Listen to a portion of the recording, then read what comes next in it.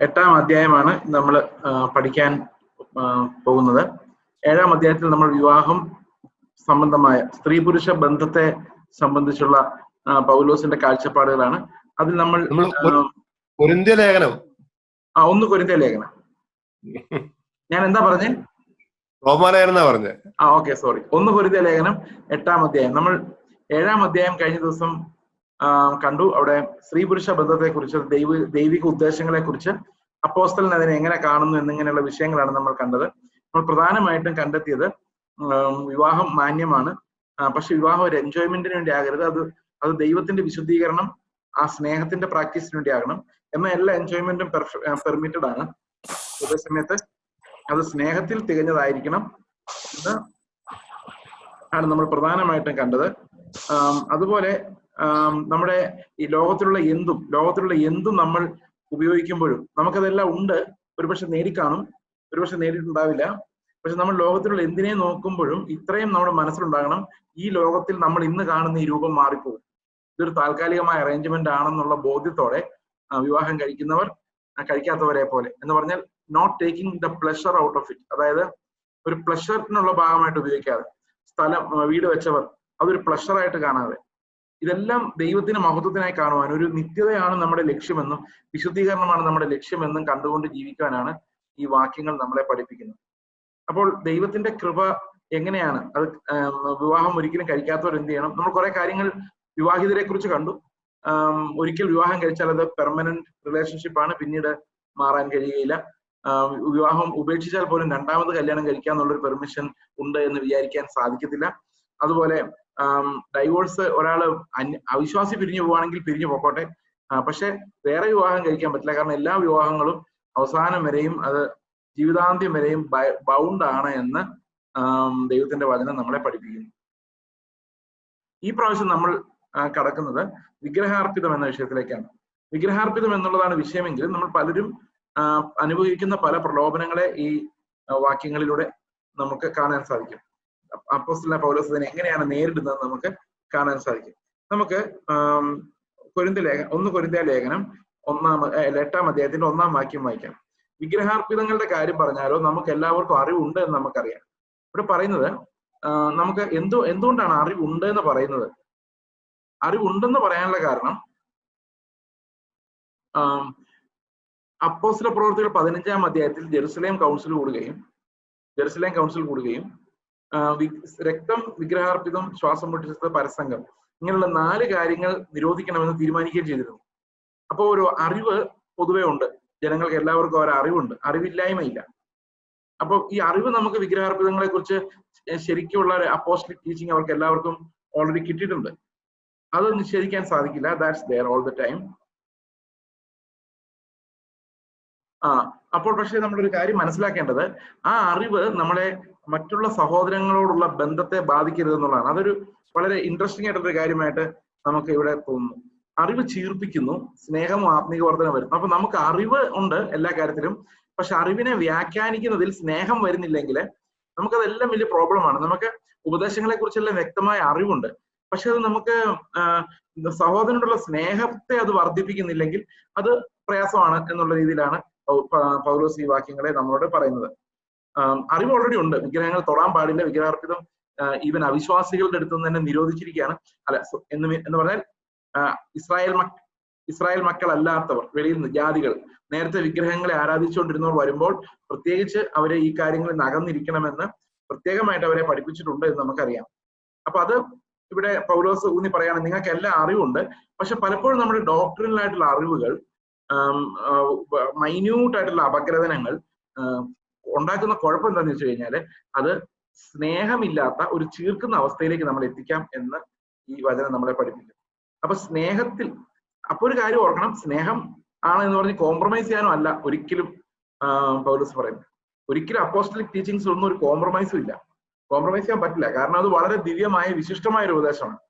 അതത് നല്ലത്. അത് എന്താ, അയാൾ അങ്ങനെ പറഞ്ഞോട്ടെ ഞാൻ അയാളെ സ്നേഹിക്കുന്നു എന്ന് പറഞ്ഞിട്ട് കാര്യമില്ല, അങ്ങനത്തെ ഒരു സ്നേഹമല്ല. പക്ഷെ ആ അറിവ് വേറൊരാളെ അകറ്റുന്ന രീതിയിലാകരുത്, അവനെ സ്നേഹത്തോടെ കാണാനും ക്ഷമയോടെ കാണാനും നമ്മളെ സഹായിക്കേണ്ട വേണമെന്ന് പൗലോസ് പറയുന്നു. നമുക്ക് ബാലൻസ് എന്താണ് എന്ന് ഒന്ന് പരിശോധിക്കാം. ഓക്കെ, അറിവ് ചീർപ്പിക്കുന്നു, സ്നേഹവും ആത്മീയ വർധന വരും. നമുക്കറിയാം ഈ ഫേസ്ബുക്കിലൊക്കെ നോക്കി കഴിഞ്ഞാൽ എപ്പോഴും ഉപദേശപരമായിട്ട് എന്തെങ്കിലും ഒരു ഡിബേറ്റ് ഡിസ്കഷനൊക്കെ ഇങ്ങനെ പോകുന്നതാണ്. അത് സ്നേഹത്തിലല്ല ചെയ്യുന്നത്. സ്നേഹം ഉണ്ടെന്നൊക്കെ പറഞ്ഞാലും അവർ തമ്മിലുള്ള കോൺവെർസേഷൻ കാണുമ്പോൾ ഭയങ്കര വാശി മത്സരത്തിലാണ് പോകുന്നത്. അപ്പൊ അവരെല്ലാം അറിവുകളെ അങ്ങ് വെളിയിൽ ഇറക്കാണ്. ഗ്രീക്കിൽ അങ്ങനെയാണ്, അത് അങ്ങനെയാണ്, ഇങ്ങനെയാണ്. പക്ഷെ അത് സ്നേഹത്തിലേക്ക് വ്യാപരിക്കാൻ ഭയങ്കര പ്രയാസമാണ്. അപ്പൊ ഈവൻ വിഗ്രഹാർപ്പിതത്തിന്റെ കാര്യം പറയുമ്പോഴും നമ്മൾ എന്തറിയാമെന്ന് പറയുമ്പോഴും we need to look all the knowledge of Christ. ക്രിസ്തുവിന്റെ എല്ലാ പരിജ്ഞാനങ്ങളെയും നമ്മൾ സ്നേഹത്തിൽ കാണണം. സ്നേഹമാണ് അതിന്റെ എല്ലാം വേര് എന്ന് നമ്മൾ മനസ്സിലാക്കണം. എന്നാൽ കോംപ്രമൈസ് ചെയ്യാനും പാടില്ല. But we have to look at a problem at through every angle. എല്ലാ ആംഗിളിലൂടെ നമ്മളത് കാണണം, സ്നേഹത്തോടെ കാണണം. പക്ഷെ ഒരിക്കലും കോംപ്രമൈസ് ചെയ്യാൻ പാടില്ല. കോംപ്രമൈസ് ഇല്ലാതെ എങ്ങനെ സ്നേഹത്തിൽ സത്യം സംസാരിക്കാമെന്നുള്ളതാണ് Christian faith is all about. നമ്മൾ വിശ്വസിക്കുന്ന കാര്യങ്ങൾ നമ്മൾ ഒരു കോംപ്രമൈസും ഇല്ല. പക്ഷെ നമ്മൾ സ്നേഹത്തിലെ സത്യം സംസാരിക്കുള്ളൂ. We will not quarrel with you. വഴക്കുണ്ടാക്കാതെ സ്നേഹത്തിൽ അത് സംസാരിക്കാൻ കഴിയണം. കോംപ്രമൈസ് ചെയ്യാതെ നിൽക്കാനും പറ്റണം എന്ന് ഈ വാക്യം നമ്മളെ പഠിപ്പിക്കുന്നു. ഓക്കെ, ഇവിടെ ഇപ്പം ചില ആൾക്കാർ അറിവിനെ മാത്രം ആശ്രയിക്കുന്നവരുണ്ട്. They are not concerned as to other people will think. മറ്റുള്ളവർക്ക് മുറിവേൽക്കുന്നുണ്ടോ, അവർ എന്നേക്കുമായിട്ട് ഈ വിശ്വാസം കേൾക്കാതെ അകന്നു പോകുമോ, ഇങ്ങനെയുള്ള കാര്യങ്ങളൊന്നും അവർക്ക് പ്രശ്നമല്ല. അങ്ങനെയുള്ള ആൾക്കാരുണ്ട്. നമ്മളിപ്പോ ഒരു കാര്യം പറയുമ്പോൾ നമ്മൾക്ക് അറിവുള്ളതുകൊണ്ട് എന്താ സംഭവിക്കുന്നത് വെച്ച് കഴിഞ്ഞാല് ഈ മറ്റുള്ള ആൾക്കാരെ എന്നേക്കുമായിട്ട് അകറ്റിക്കളയാൻ അറിവ് ചിലപ്പം അയാൾ ചിലപ്പോൾ വിശ്വാസത്തോട് വരുന്നേ ഉണ്ടാവുള്ളൂ, ഒരു കാര്യത്തെക്കുറിച്ച് കാര്യമായി ഗ്രാഹ്യം ഉണ്ടാവില്ല. ബട്ട് നമ്മുടെ നോളജ് എന്ത് ചെയ്യുന്നു? നമ്മുടെ നോളജ് അവരെ ചിതറിക്കുന്നു, ദൈവത്തോട് ചേർക്കാതെ ചിതറിച്ച് കളയുന്നു. അങ്ങനെ ഒരു പ്രോബ്ലം പലപ്പോഴും അറിവുകൾ ഉണ്ടാകാറുണ്ട്. അപ്പൊ ഇവിടെ പൗലോസ് പറയുന്ന ഇങ്ങനെയുള്ള അറിവുകളുടെ പ്രോബ്ലത്തെ കുറിച്ചാണ്. താൻ വല്ലതും അറിയുന്നു എന്ന് ഒരുത്തിന് തോന്നുന്നുവെങ്കിൽ അറിയേണ്ടതുപോലെ അവൻ ഇന്നും വരെ ഒന്നും അറിഞ്ഞിട്ടില്ല എന്ന് പറഞ്ഞാൽ ഒരാൾക്ക് ഒരു കാര്യത്തെക്കുറിച്ച് നല്ല ഗ്യാരണ്ടി ആണെങ്കിൽ അതിനർത്ഥം എന്താണെന്ന് വെച്ച് കഴിഞ്ഞാൽ അവൻ ശരിക്കും അറിഞ്ഞിട്ടില്ല. അതായത് ലോകം മുഴുവൻ ഇതൊരു വലിയ തത്വമായിട്ട് എടുത്തിട്ടുണ്ട്. എന്താ പറയുക, അറിവുള്ളവർക്ക് ഒരിക്കലും അവര് അറിവുണ്ടായി എന്നവർക്ക് തോന്നുകയല്ല. കാരണം അറിവുണ്ടായി എന്നൊരുത്തിന് തോന്നിയാൽ ഇറ്റ് മീൻസ് ഒരു കാര്യത്തിലേക്ക് അവൻ കടന്നിട്ടില്ല എന്നാണ് അതിന്റെ അർത്ഥം. ശരിക്കും ഏത് ഐഡിയയെ കുറിച്ച് എടുത്താലും അറിവുകൾ ഇങ്ങനെ കിടപ്പുണ്ട്. ഫണ്ടമെന്റൽസ് ഒരിക്കലും മാറാൻ പറ്റില്ല. But still there are depths to explore. ആ ഡെപ്സ് ഉണ്ട്. ആ ഡെപ്സ് ആഴങ്ങൾ. നമ്മുടെ ഫണ്ടമെന്റൽസ് മാറാതെ തന്നെ നമുക്ക് സ്നേഹത്തിൽ ഇതിനെ പരിശോധിക്കാവുന്ന ആഴങ്ങൾ ഉണ്ട് എന്ന് പൗലോസ് പറഞ്ഞു. വല്ലതും അറിയാമെന്ന് ഒരാൾക്ക് തോന്നിയാൽ, ഇത് ബിബ്ലിക്കൽ ഫിലോസഫി, ബൈബിളിനെ കുറിച്ചല്ല പറയുന്നത്. ബൈബിളിന്റെ വെളിയിൽ നമ്മൾ ഫോർമുലേറ്റ് ചെയ്യുന്ന ഒത്തിരി എത്തിക്കൽ കോഡുകളുണ്ട്. ഓക്കെ, നമുക്ക് അതെന്താന്ന് നോക്കാം. ഒരുത്തൻ ദൈവത്തെ സ്നേഹിക്കുന്നുവെങ്കിലോ അവനെ ദൈവം അറിഞ്ഞിരിക്കുന്നു. അപ്പൊ ഒറ്റ പാരാമീറ്ററിലൂടെ മാത്രമേ നമുക്ക് ദൈവ സ്നേഹത്തെ അളക്കാൻ സാധിക്കുകയുള്ളൂ. അതെങ്ങനെയാന്ന് വെച്ച് കഴിഞ്ഞാൽ ഒറ്റ കാര്യത്തിലൂടെ മാത്രമേ നടക്കുള്ളൂ, സ്നേഹം. That's the only thing. അപ്പൊ അത് നമ്മുടെ ചുമ്മാ മനുഷ്യ സ്നേഹമല്ല, അയ്യോ എന്നുള്ള അങ്ങനെ ഒരു സിമ്പതിയല്ല, ഹ്യൂമൻ സിമ്പതിയല്ല. ദൈവം നമ്മളോട് സ്നേഹിച്ച സ്നേഹം. അതിനകത്ത് കോംപ്രമൈസ് ഒന്നുമില്ല. ട്രൂത്ത് തന്നെയാണ്. ആ ട്രൂത്ത് മാത്രമേ ജീവൻ കൊടുക്കുള്ളൂ. അപ്പൊ ഞാൻ കോംപ്രമൈസ് ചെയ്യുന്നതല്ല സ്നേഹം. സ്നേഹം എന്ന് പറയുന്ന സത്യം തുറന്ന് സംസാരിക്കുന്ന സ്നേഹം. കാരണം അത് അവനെ രക്ഷപ്പെടുത്താൻ വേണ്ടിയാണ്. നമ്മൾ പലപ്പോഴും വിചാരിക്കുന്ന സത്യം തുറന്നു പറഞ്ഞാൽ അവന് വിഷമം വരും, അതുകൊണ്ട് നമുക്ക് ഇത്തിരി ഒന്ന് കോംപ്രമൈസ് ചെയ്ത് കോംപ്രമൈസ് ഒരിക്കലും സ്നേഹമല്ല. സത്യം തുറന്ന് സംസാരിക്കുന്നതാണ് സ്നേഹം. പക്ഷെ അത് സ്നേഹത്തിൽ അയാളുടെ ആത്മാവിന്റെ രക്ഷയ്ക്കായി ഉള്ള ഉദ്ദേശത്തോടു കൂടി സംസാരിക്കാനും നമുക്ക് പറ്റണം. We have to speak the truth as it is but yet in love. ആ സ്നേഹം എന്ന് പറയുന്നത് അവനെ തിരുത്താനുള്ള ഒരു ആഗ്രഹം നമ്മുടെ ഉള്ളിൽ ഉണ്ടാകണം. അവനെ അകറ്റിക്കളയാനാവരുത്. ഇനി അവനെ കാണരുത്, അവൻ എന്തിനങ്ങനെ ചെയ്ത് ഇനി അവനെ കാണരുത് എന്ന് പറയുന്നതല്ല Christian love. How to win him എന്നുള്ളതാണ്, വിത്തൗട്ട് കോംപ്രമൈസിങ്. അപ്പൊ ഇങ്ങനെയുള്ള ചില അറിവുകളെ കുറിച്ചാണ് ഇനി പറയുന്നത്. അറിവുകൾ പ്രോബ്ലം ഉണ്ടാക്കുന്നത് എങ്ങനെയാണ്? വിഗ്രഹാർപ്പിതങ്ങളെ തിന്നുന്നതിനെ കുറിച്ചോ, അതാണ് ഇനിയുള്ള ടോപ്പിക്. നമ്മൾ വിചാരിക്കും നമുക്ക് ഇതെന്താ ഇത്ര റെലവൻസ് എന്ന്. നല്ല റെലവൻസ് ഉള്ള ചില വിഷയങ്ങൾ ഇതിനകത്തുണ്ട്. വിഗ്രഹാർപ്പിതങ്ങളെ തിന്നുന്നതിനെ കുറിച്ചോ, ലോകത്തിൽ വിഗ്രഹം ഏതുമില്ലെന്നും ഏകദൈവമല്ലാതെ ദൈവമില്ലെന്നും നാം അറിയുന്നു. പല ദേവന്മാരും പല കർത്താക്കന്മാരും ഉണ്ടെന്ന് പറയുന്നുവല്ലോ. പക്ഷെ നമ്മുടെ അറിവെന്താ? ആകെ ഒരു ദൈവമേ ലോകത്തുള്ളൂ. വിഗ്രഹമൊന്നും ഏതും ഇല്ല. അത് വെറും കല്ലും മണ്ണുമാണ്. അതിനൊന്നും യാതൊരു ശക്തിയുമില്ല. ഒരൊറ്റ ദൈവം മാത്രമേ ഉള്ളൂ. ഓക്കെ, അപ്പോൾ ഇവിടെ പറയുന്നത് വിഗ്രഹാർപ്പിതങ്ങളെ തിന്നുന്നതിനെ കുറിച്ച് ലോകത്തിൽ വിഗ്രഹം ഏതും ഇല്ലെന്നും ഏക ദൈവമല്ലാതെ ദൈവമില്ല എന്നും നാം അറിയുന്നു. പല ദേവന്മാരും പല കർത്താക്കന്മാരും ഉണ്ടെന്ന് പറയുന്നുവല്ലോ. പണ്ടൊക്കെ ഇപ്പൊ ഉണ്ടോന്ന് അറിയാൻ മേല, ഈ ചില പാസ്റ്റർമാരൊക്കെ ഇങ്ങനെ അമ്പലങ്ങളിലൊക്കെ പോയി അവിടുത്തെ ദേവന്മാരെയും വിഗ്രഹങ്ങളെയൊക്കെ ശാസിക്കുന്ന ഒരു മണ്ടത്തരങ്ങൾ കാണിച്ചാൽ കഴിയുന്നു. എന്താണ് ഇവർ ചെയ്യുന്നത് അവർ പോലും അറിയുന്നില്ല. കർത്താവിന്റെ വിശ്വാസം എന്ന് പറയുന്നത് അങ്ങനെയല്ല. We are not afraid of anyone, we have one God. എത്ര ദൈവങ്ങൾ ലോകത്തുണ്ടെന്ന് പറഞ്ഞാലും ഒരു അറിവുള്ളവനെ സംബന്ധിച്ചറിയാം, there is only one God who created everything. We don't have to fight with other gods. നിങ്ങൾ ശ്രദ്ധിച്ചിട്ടുണ്ടോ, പുതിയ നിയമത്തിൽ ഒരിടത്തും മറ്റ് ദേവന്മാരുമായിട്ടുള്ള ഒരു യുദ്ധമില്ല, മറ്റു മതങ്ങളുമായിട്ടുള്ള ഒരു യുദ്ധമില്ല. നിങ്ങൾ ആലോചിച്ചിട്ടുണ്ടോ, നോക്കിയിട്ടുണ്ടോ? പഴയ നിയമത്തിൽ നമ്മൾ എപ്പോൾ നോക്കുമ്പോഴും യഹോവയെ വെളിപ്പെടുത്തുക ചെയ്യുന്നത്. എന്നാൽ ക്രിസ്തുവിന്റെ വെളിപ്പാട് വന്നപ്പോൾ, പുത്രനിലൂടെ ദൈവം വെളിപ്പെടുത്തി കഴിഞ്ഞപ്പോൾ, ദൈവം ആരെന്ന് കാണിച്ചു കഴിഞ്ഞപ്പോൾ അവിടെ സംഭവിക്കുന്നത് മറ്റു മതങ്ങളായിട്ടുള്ള ഒരു കോൺഫ്ലിക്റ്റിലായിട്ട് എൻ്റർ ചെയ്യുന്നില്ല എന്നുള്ളതാണ്. വിഗ്രഹാർപ്പിതം കഴിക്കരുതെന്നുള്ളൊരു കൽപ്പനയല്ലാതെ വേറെ ഒരു മതങ്ങളെയും യേശുക്രിസ്തു പരാമർശിക്കുന്നില്ല. വേറെ ഒരു മതങ്ങളെയും ഇവരും ആരും പരിഹസിക്കുന്നു. പഴയ നിയമത്തിൽ ഇപ്പൊ ബാലിനെ കുറിച്ചും വസ്ത്ര പ്രതിഷ്ഠകളെ കുറിച്ചൊക്കെയുള്ള ഭയങ്കരമായ വിലാപങ്ങളുണ്ട്, ന്യായവിധികൾ പ്രസ്താവിക്കുന്നുണ്ട്. പക്ഷെ പുതിയ നിയമത്തിൽ നമ്മൾ അന്നത്തെ റോമൻ ദൈവങ്ങളെ കുറിച്ച് ഒന്നും ഒരു പരാമർശവും കാണാൻ പറ്റില്ല. അതിന്റെ പ്രധാനപ്പെട്ട കാരണം എന്താണെന്ന് വെച്ച് കഴിഞ്ഞാൽ, പഴയ നിയമത്തിലുള്ള ഉള്ള ക്ലാസിഫിക്കേഷൻ ദൈവത്തിനുള്ളവരും മറ്റു ദൈവന്മാർക്കുള്ളവരും എന്നുള്ളതായിരുന്നു.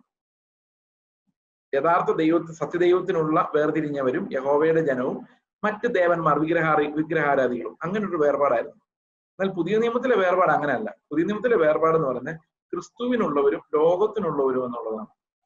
ക്രിസ്തുവിനുള്ളവരും ലോകത്തിനുള്ളവരും. പഴയ നിയമത്തിലെ വിഗ്രഹങ്ങളുടെ സ്ഥാനത്ത് പുതിയ നിയമത്തിൽ ആക്രമിക്കപ്പെടുന്നത് ലോകമയത്വത്തെയാണ്.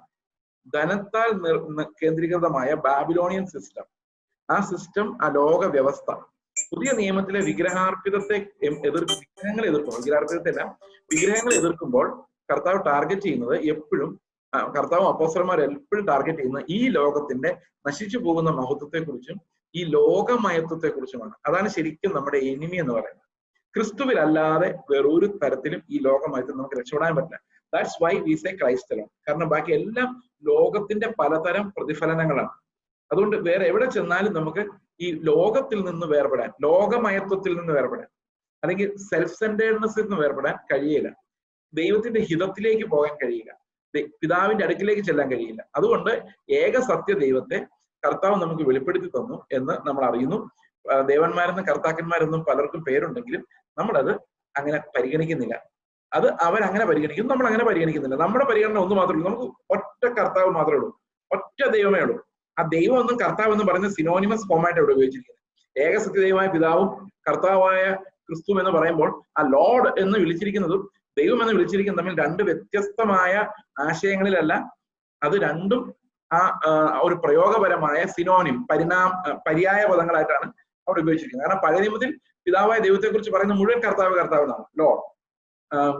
അങ്ങനെയാണ് അതിന്റെ പ്രയോഗം. ഓക്കെ, വിഗ്രഹാർപ്പിതങ്ങളെ തിന്നുന്നതിനെ കുറിച്ചോ ലോകത്തിൽ വിഗ്രഹം ഏതുമില്ലെന്നും ഏകദൈവമല്ലാതെ ദൈവമില്ല എന്ന് നാം അറിയുന്നു. അപ്പൊ ക്രിസ്ത്യൻ ഫെയ്ത്ത് എന്ന് പറയുന്നത് ശരിക്കും വിഗ്രഹങ്ങൾക്ക് എതിരാണെന്ന് മാത്രമല്ല, വിഗ്രഹങ്ങളെ മൈൻഡ് ചെയ്യുന്നില്ല എന്നുള്ളതാണ്. അതാണ് അതിന്റെ പ്രധാനപ്പെട്ട കാര്യം.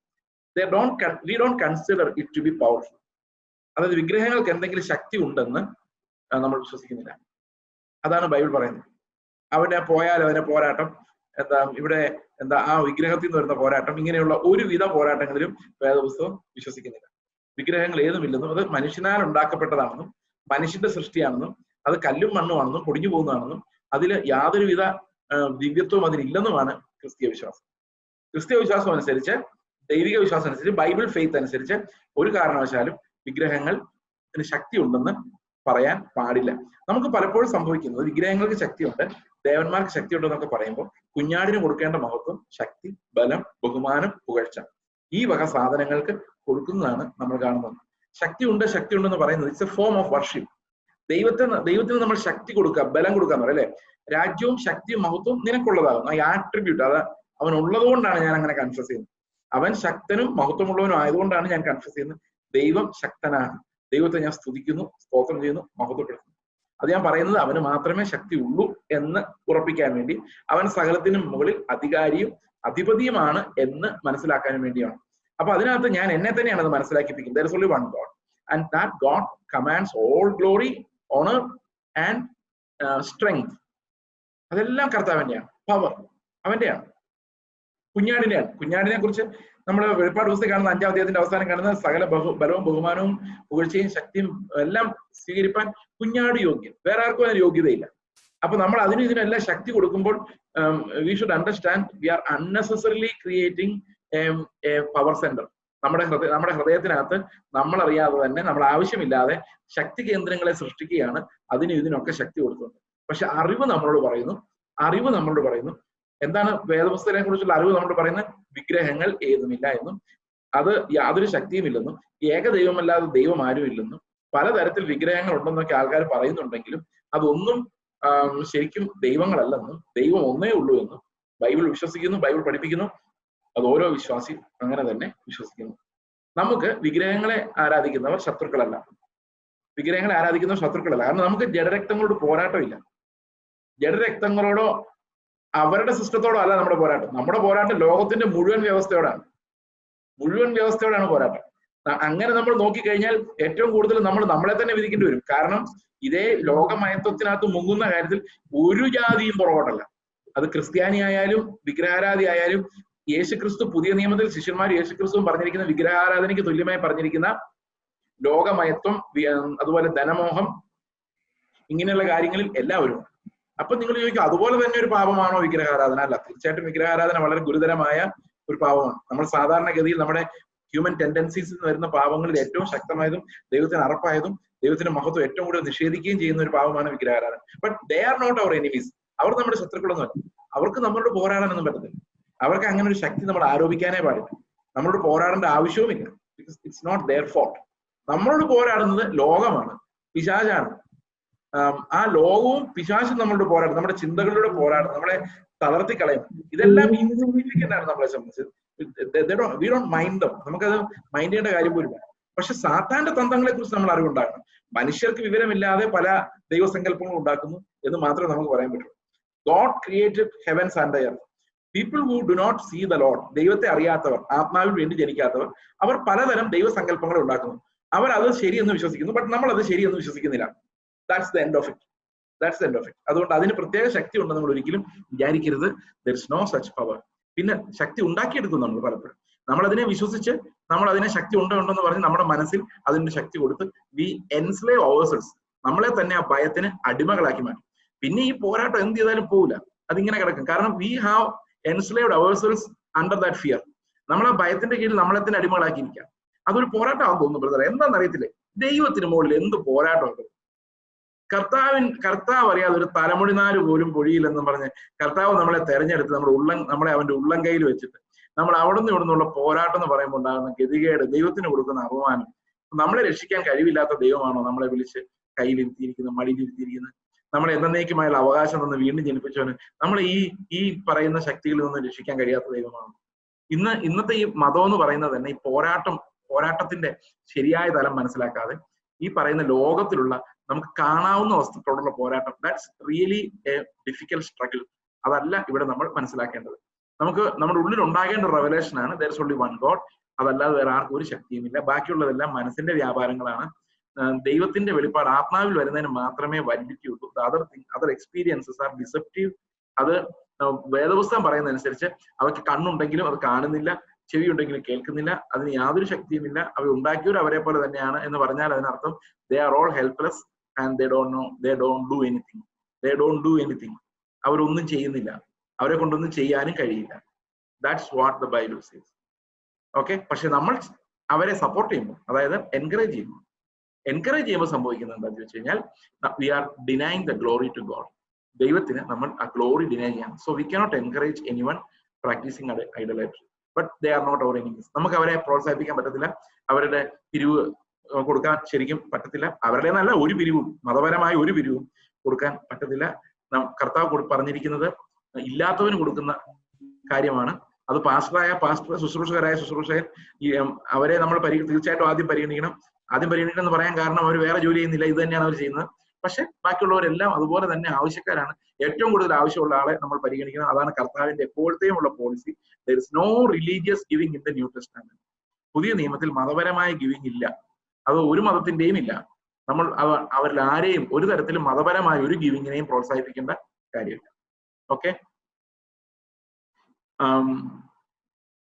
പല ദേവന്മാരും കർത്താക്കന്മാരും ഉണ്ട് എന്ന് പറയുന്നവരോ, എന്നാൽ ആകാശത്തിലോ ഭൂമിയിലോ ദേവന്മാരെന്ന് പേരുള്ളവർ ഉണ്ടെന്ന് ഒരിക്കലും. ഒത്തിരി പേര് ദേവന്മാർ എന്നൊക്കെ പേരുണ്ട്. ഒത്തിരി പേർക്ക് അങ്ങനത്തെ പേരുണ്ട് ദേവന്മാർ. അത് നമ്മൾ വളരെ പെട്ടെന്ന് ദേവന്മാരാക്കി മാറ്റും. പ്രത്യേകിച്ച് മരിച്ചു കഴിയുമ്പോൾ ഇത്തിരി ഇൻഫ്ലുവൻസ് ഉള്ള ആൾക്കാരെയൊക്കെ ദേവന്മാരാക്കി മാറ്റുന്ന ഒരു പരിപാടി ലോകത്തിലെല്ലായിടത്തും ഉണ്ട്. ആകാശത്തിലോ ഭൂമിയിലോ ദേവന്മാർ എന്ന പേരുള്ളവരുണ്ടെന്ന് വരികിലും പിതാവായ ഏക ദൈവമേ നമുക്കുള്ളൂ. അപ്പൊ ദൈവം, പിതാവ് എന്ന ഏക ദൈവം മാത്രമേ നമുക്കുള്ളൂ. അവൻ സകലത്തിനും കാരണബോധനും നാം അവനായി ജീവിക്കേണ്ടതുമാകുന്നു. ഓക്കെ, ഇത് രണ്ടും പര്യായപദങ്ങളാണ്. യേശുക്രിസ്തുവിനെ കുറിച്ച് പറഞ്ഞിരിക്കുന്നു, പിതാവിനെ കുറിച്ച് പറഞ്ഞിരിക്കുന്നതും അത് ത്രിയേകത്വത്തെ എംഫസൈസ് ചെയ്യുന്ന ഒരു പര്യായ പ്രയോഗങ്ങളാണ്. അതെങ്ങനെ നമുക്ക് മനസ്സിലാക്കാം? അത് മനസ്സിലാക്കാൻ ആ വാക്യത്തിൽ തന്നെ ഒരു ക്ലൂ ഉണ്ട്. എന്താന്ന് വെച്ച് കഴിഞ്ഞാൽ അവിടെ ഇങ്ങനെയാണ് പറയുന്നത്, പിതാവായ ഏക ദൈവമേ നമുക്കുള്ളൂ, അവൻ സകലത്തിനും കാരണബോധനും നാം അവനായി ജീവിക്കേണ്ടവനും ആകുന്നു. മനസ്സിലായല്ലോ? അവനാണ് എല്ലാം ഉണ്ടാക്കിയത്. യേശുക്രിസ്തു എന്ന ഏക കർത്താവ് നമുക്കുണ്ട്, അവൻ മുഖാന്തരം സകലവും. കണ്ടോ, ഒരേ കാര്യം തന്നെയാണ്. പിതാവായ ദൈവം മൂലം സകലവും, അവൻ തന്നെ എല്ലാം ഉണ്ടായി, പുത്രനിലൂടെ ഉണ്ടായി. അപ്പം ഇത് രണ്ടും സിനോനിമായിട്ട് സൃഷ്ടിയെക്കുറിച്ചും അവൻ മുഖാന്തരം നാമമാകുന്നു, അവൻ മുഖാന്തര സകലവും, അവൻ മുഖാന്തരം നാമമാകുന്നു. അപ്പം ദൈവം തന്നെയാണ്, ദൈവത്തിന്റെ ആ സിനോനിമായിട്ടാണ്, പര്യായമായിട്ടാണ് ലോർഡ് എന്നുള്ള വാക്ക് അവിടെ ഉപയോഗിച്ചിരിക്കുന്നത്. പക്ഷെ നമ്മുടെ ഓണർഷിപ്പ് വെച്ച് നോക്കുമ്പോൾ നാം അവന്റെയാണ്. അത് രണ്ട് വാക്യങ്ങൾ അത് തന്നെയാണ് പറയുന്നത്. He formed us and we belong to him. അത് പിതാവിനെയും പുത്രനെയും കുറിച്ച് ഒരേ പരാമർശമാണ് നടത്തുന്നത്. രണ്ടിടത്തും യൂണിറ്റി ഉപയോഗിച്ചിട്ടുണ്ട്. കാരണം ഏക കർത്താവ്, ഏക ദൈവം എന്ന് പറയുമ്പോൾ while we emphasize three persons, we emphasize that oneness also, unity. 3 in oneness എന്നാണ് നമ്മൾ അതിനെ വിളിക്കുന്നത്. 3 in oneness. ഓക്കെ, ത്രിയേകത്വം. ട്രിനിറ്റി എന്നുള്ള വാക്ക് പണ്ട് ആളുകൾ ഉപയോഗിക്കുമായിരുന്നു. ട്രിനിറ്റി എന്നുള്ള വാക്കിന്റെ പ്രത്യേകത എന്ന് വെച്ചാൽ അതിനകത്ത് വണ്ണസ് ഉൾക്കൊള്ളുന്നില്ല എന്നുള്ളതാണ്. തൃത്വം മൂന്നെന്ന് മാത്രമേ പറയുന്നു. നമ്മൾ അതേ സമയത്ത് we also emphasise there is only one God. അതുകൊണ്ട് 3 വ്യക്തികൾ ഒരു ദൈവം എന്ന് പറയുന്നതാണ് 3 in oneness എന്ന് പറയുന്നത്. അതുകൊണ്ടാണ് മലയാളത്തിൽ അതിനെ തൃത്വം എന്ന് പറയരുത്. ആ വാക്ക് അത്ര കറക്റ്റ് അല്ല, ത്രിയേകത്വം, അതാണ് correct. 3 in oneness of God. അപ്പൊ ഇവിടെ പറയുന്ന രണ്ടും ഒരേ കാര്യമാണ്. പിതാവ് പുത്രൻ executing the same thing. We belong to him. We belong to them എന്നല്ല, വി ബിലോങ് ടു ഹിം. അതാണ് വൺനെസ്, യൂണിറ്റി എന്ന് പറയുന്നത്. We belong to both of them എന്ന് പറയാൻ പറ്റില്ല. ബിലോങ് ടു ഓൾ 3 എന്ന് പറയാൻ പറ്റില്ല. വി ബിലോങ് ടു ഹിം, അങ്ങനെ പറയാൻ പറ്റും. God is one. അതുകൊണ്ടാണ് ഇങ്ങനെ പറയേണ്ടി വരുന്നത്. ദൈവത്തെ, പിതാവിനെ കുറിച്ച് പറയുമ്പോഴും പുത്രനെ കുറിച്ച് പറയുമ്പോഴും ദൈവം എന്ന് പറയുമ്പോഴും സിംഗുലർ ആയിട്ട് പ്രയോഗിക്കാൻ പറ്റുള്ളൂ, even when there are 3 persons. So അതുകൊണ്ട് മൂന്നും പറയുമ്പോഴും ഈ ഹിം ആണ്. We belong to him. Okay, നാം അവനായി ജീവിക്കേണ്ട, അവർക്കായി എന്നല്ല. അവർക്കായി എന്ന് പറയുമ്പോൾ തൃത്വമാണ്, അവനായി എന്ന് പറയുമ്പോൾ ത്രിയേകത്വമാണ്. അപ്പൊ ശരിക്കും നമ്മുടെ ഉപദേശം എന്ന് പറയുന്നത് ചർച്ചകളുടെ എല്ലാം ട്രഡീഷണൽ ഓർത്തഡോക്സി ഉപദേശിക്കുന്നത് ത്രിയേക ദൈവത്തിലാണ്. ത്രിയേക ദൈവം. ഓക്കെ, തൃത്വം എന്നുള്ളൊരു മലയാള പ്രയോഗം, അത് ട്രിനിറ്റി എന്ന ഇംഗ്ലീഷിൽ നിന്ന് വന്നതാണ്. But that's not theologically very sound. അത് വേദശാസ്ത്രപരമായി അത്ര ക്ലിയർ ആയിട്ടുള്ള ഒരു എക്സ്പ്രഷൻ അല്ല. We have to emphasise oneness of God at the same time threeness of God. ഇത് രണ്ടും ഒരേ സമയത്താണ്. നമുക്ക് ഒരിക്കലും ദേ എന്ന് ഉപയോഗിക്കാൻ പറ്റില്ല ദൈവത്തെക്കുറിച്ച്. എപ്പോഴും നമ്മൾ ഹി എന്ന് തന്നെ ഉപയോഗിക്കണം. പിതാവായ ഏക സത്യ ദൈവമേ നമുക്കുള്ളൂ, അവൻ സകലത്തിനും കാരണബോധനും. അതാണ്, എല്ലാത്തിനും കാരണം പിതാവാണ്. അത് തന്നെ നമ്മൾ പുത്രനെ കുറിച്ച് പറയുന്നത്. എല്ലാത്തിനും മുഖാന്തരം അവനാണ്, കാരണം റീസൺ അവനാണ്. നാം അവനായി ജീവിക്കേണ്ടവരാണ്. അത് തന്നെയാണ് പുത്രന്റെ ഗുണം. നാം കർത്താവിനുള്ളവരാണ്, സെയിം ആണ്. അവിടെ കോമ്പറ്റീഷൻ ഒന്നും ഇല്ല, അവിടെ ക്ലബൊന്നും അല്ല. One God, 3 persons. മനസ്സിലായില്ലല്ലേ? അതാണ് ദൈവവും നമ്മൾ തമ്മിലുള്ള വ്യത്യാസം.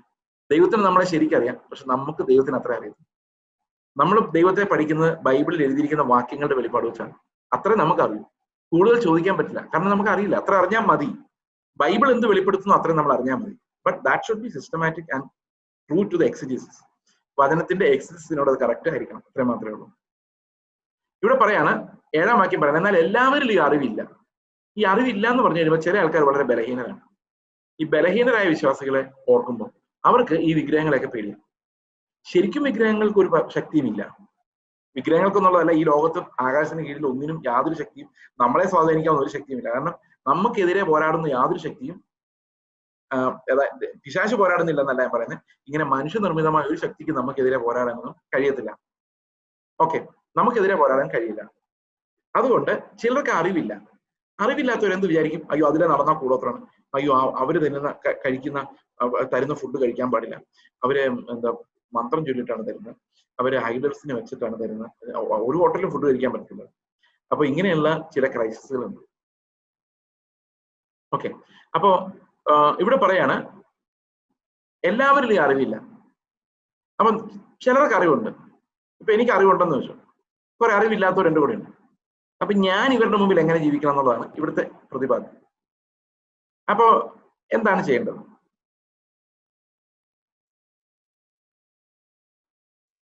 ആകാശത്തിലോ ഭൂമിയിലോ ദേവന്മാരെന്ന പേരുള്ള ഓക്കെ.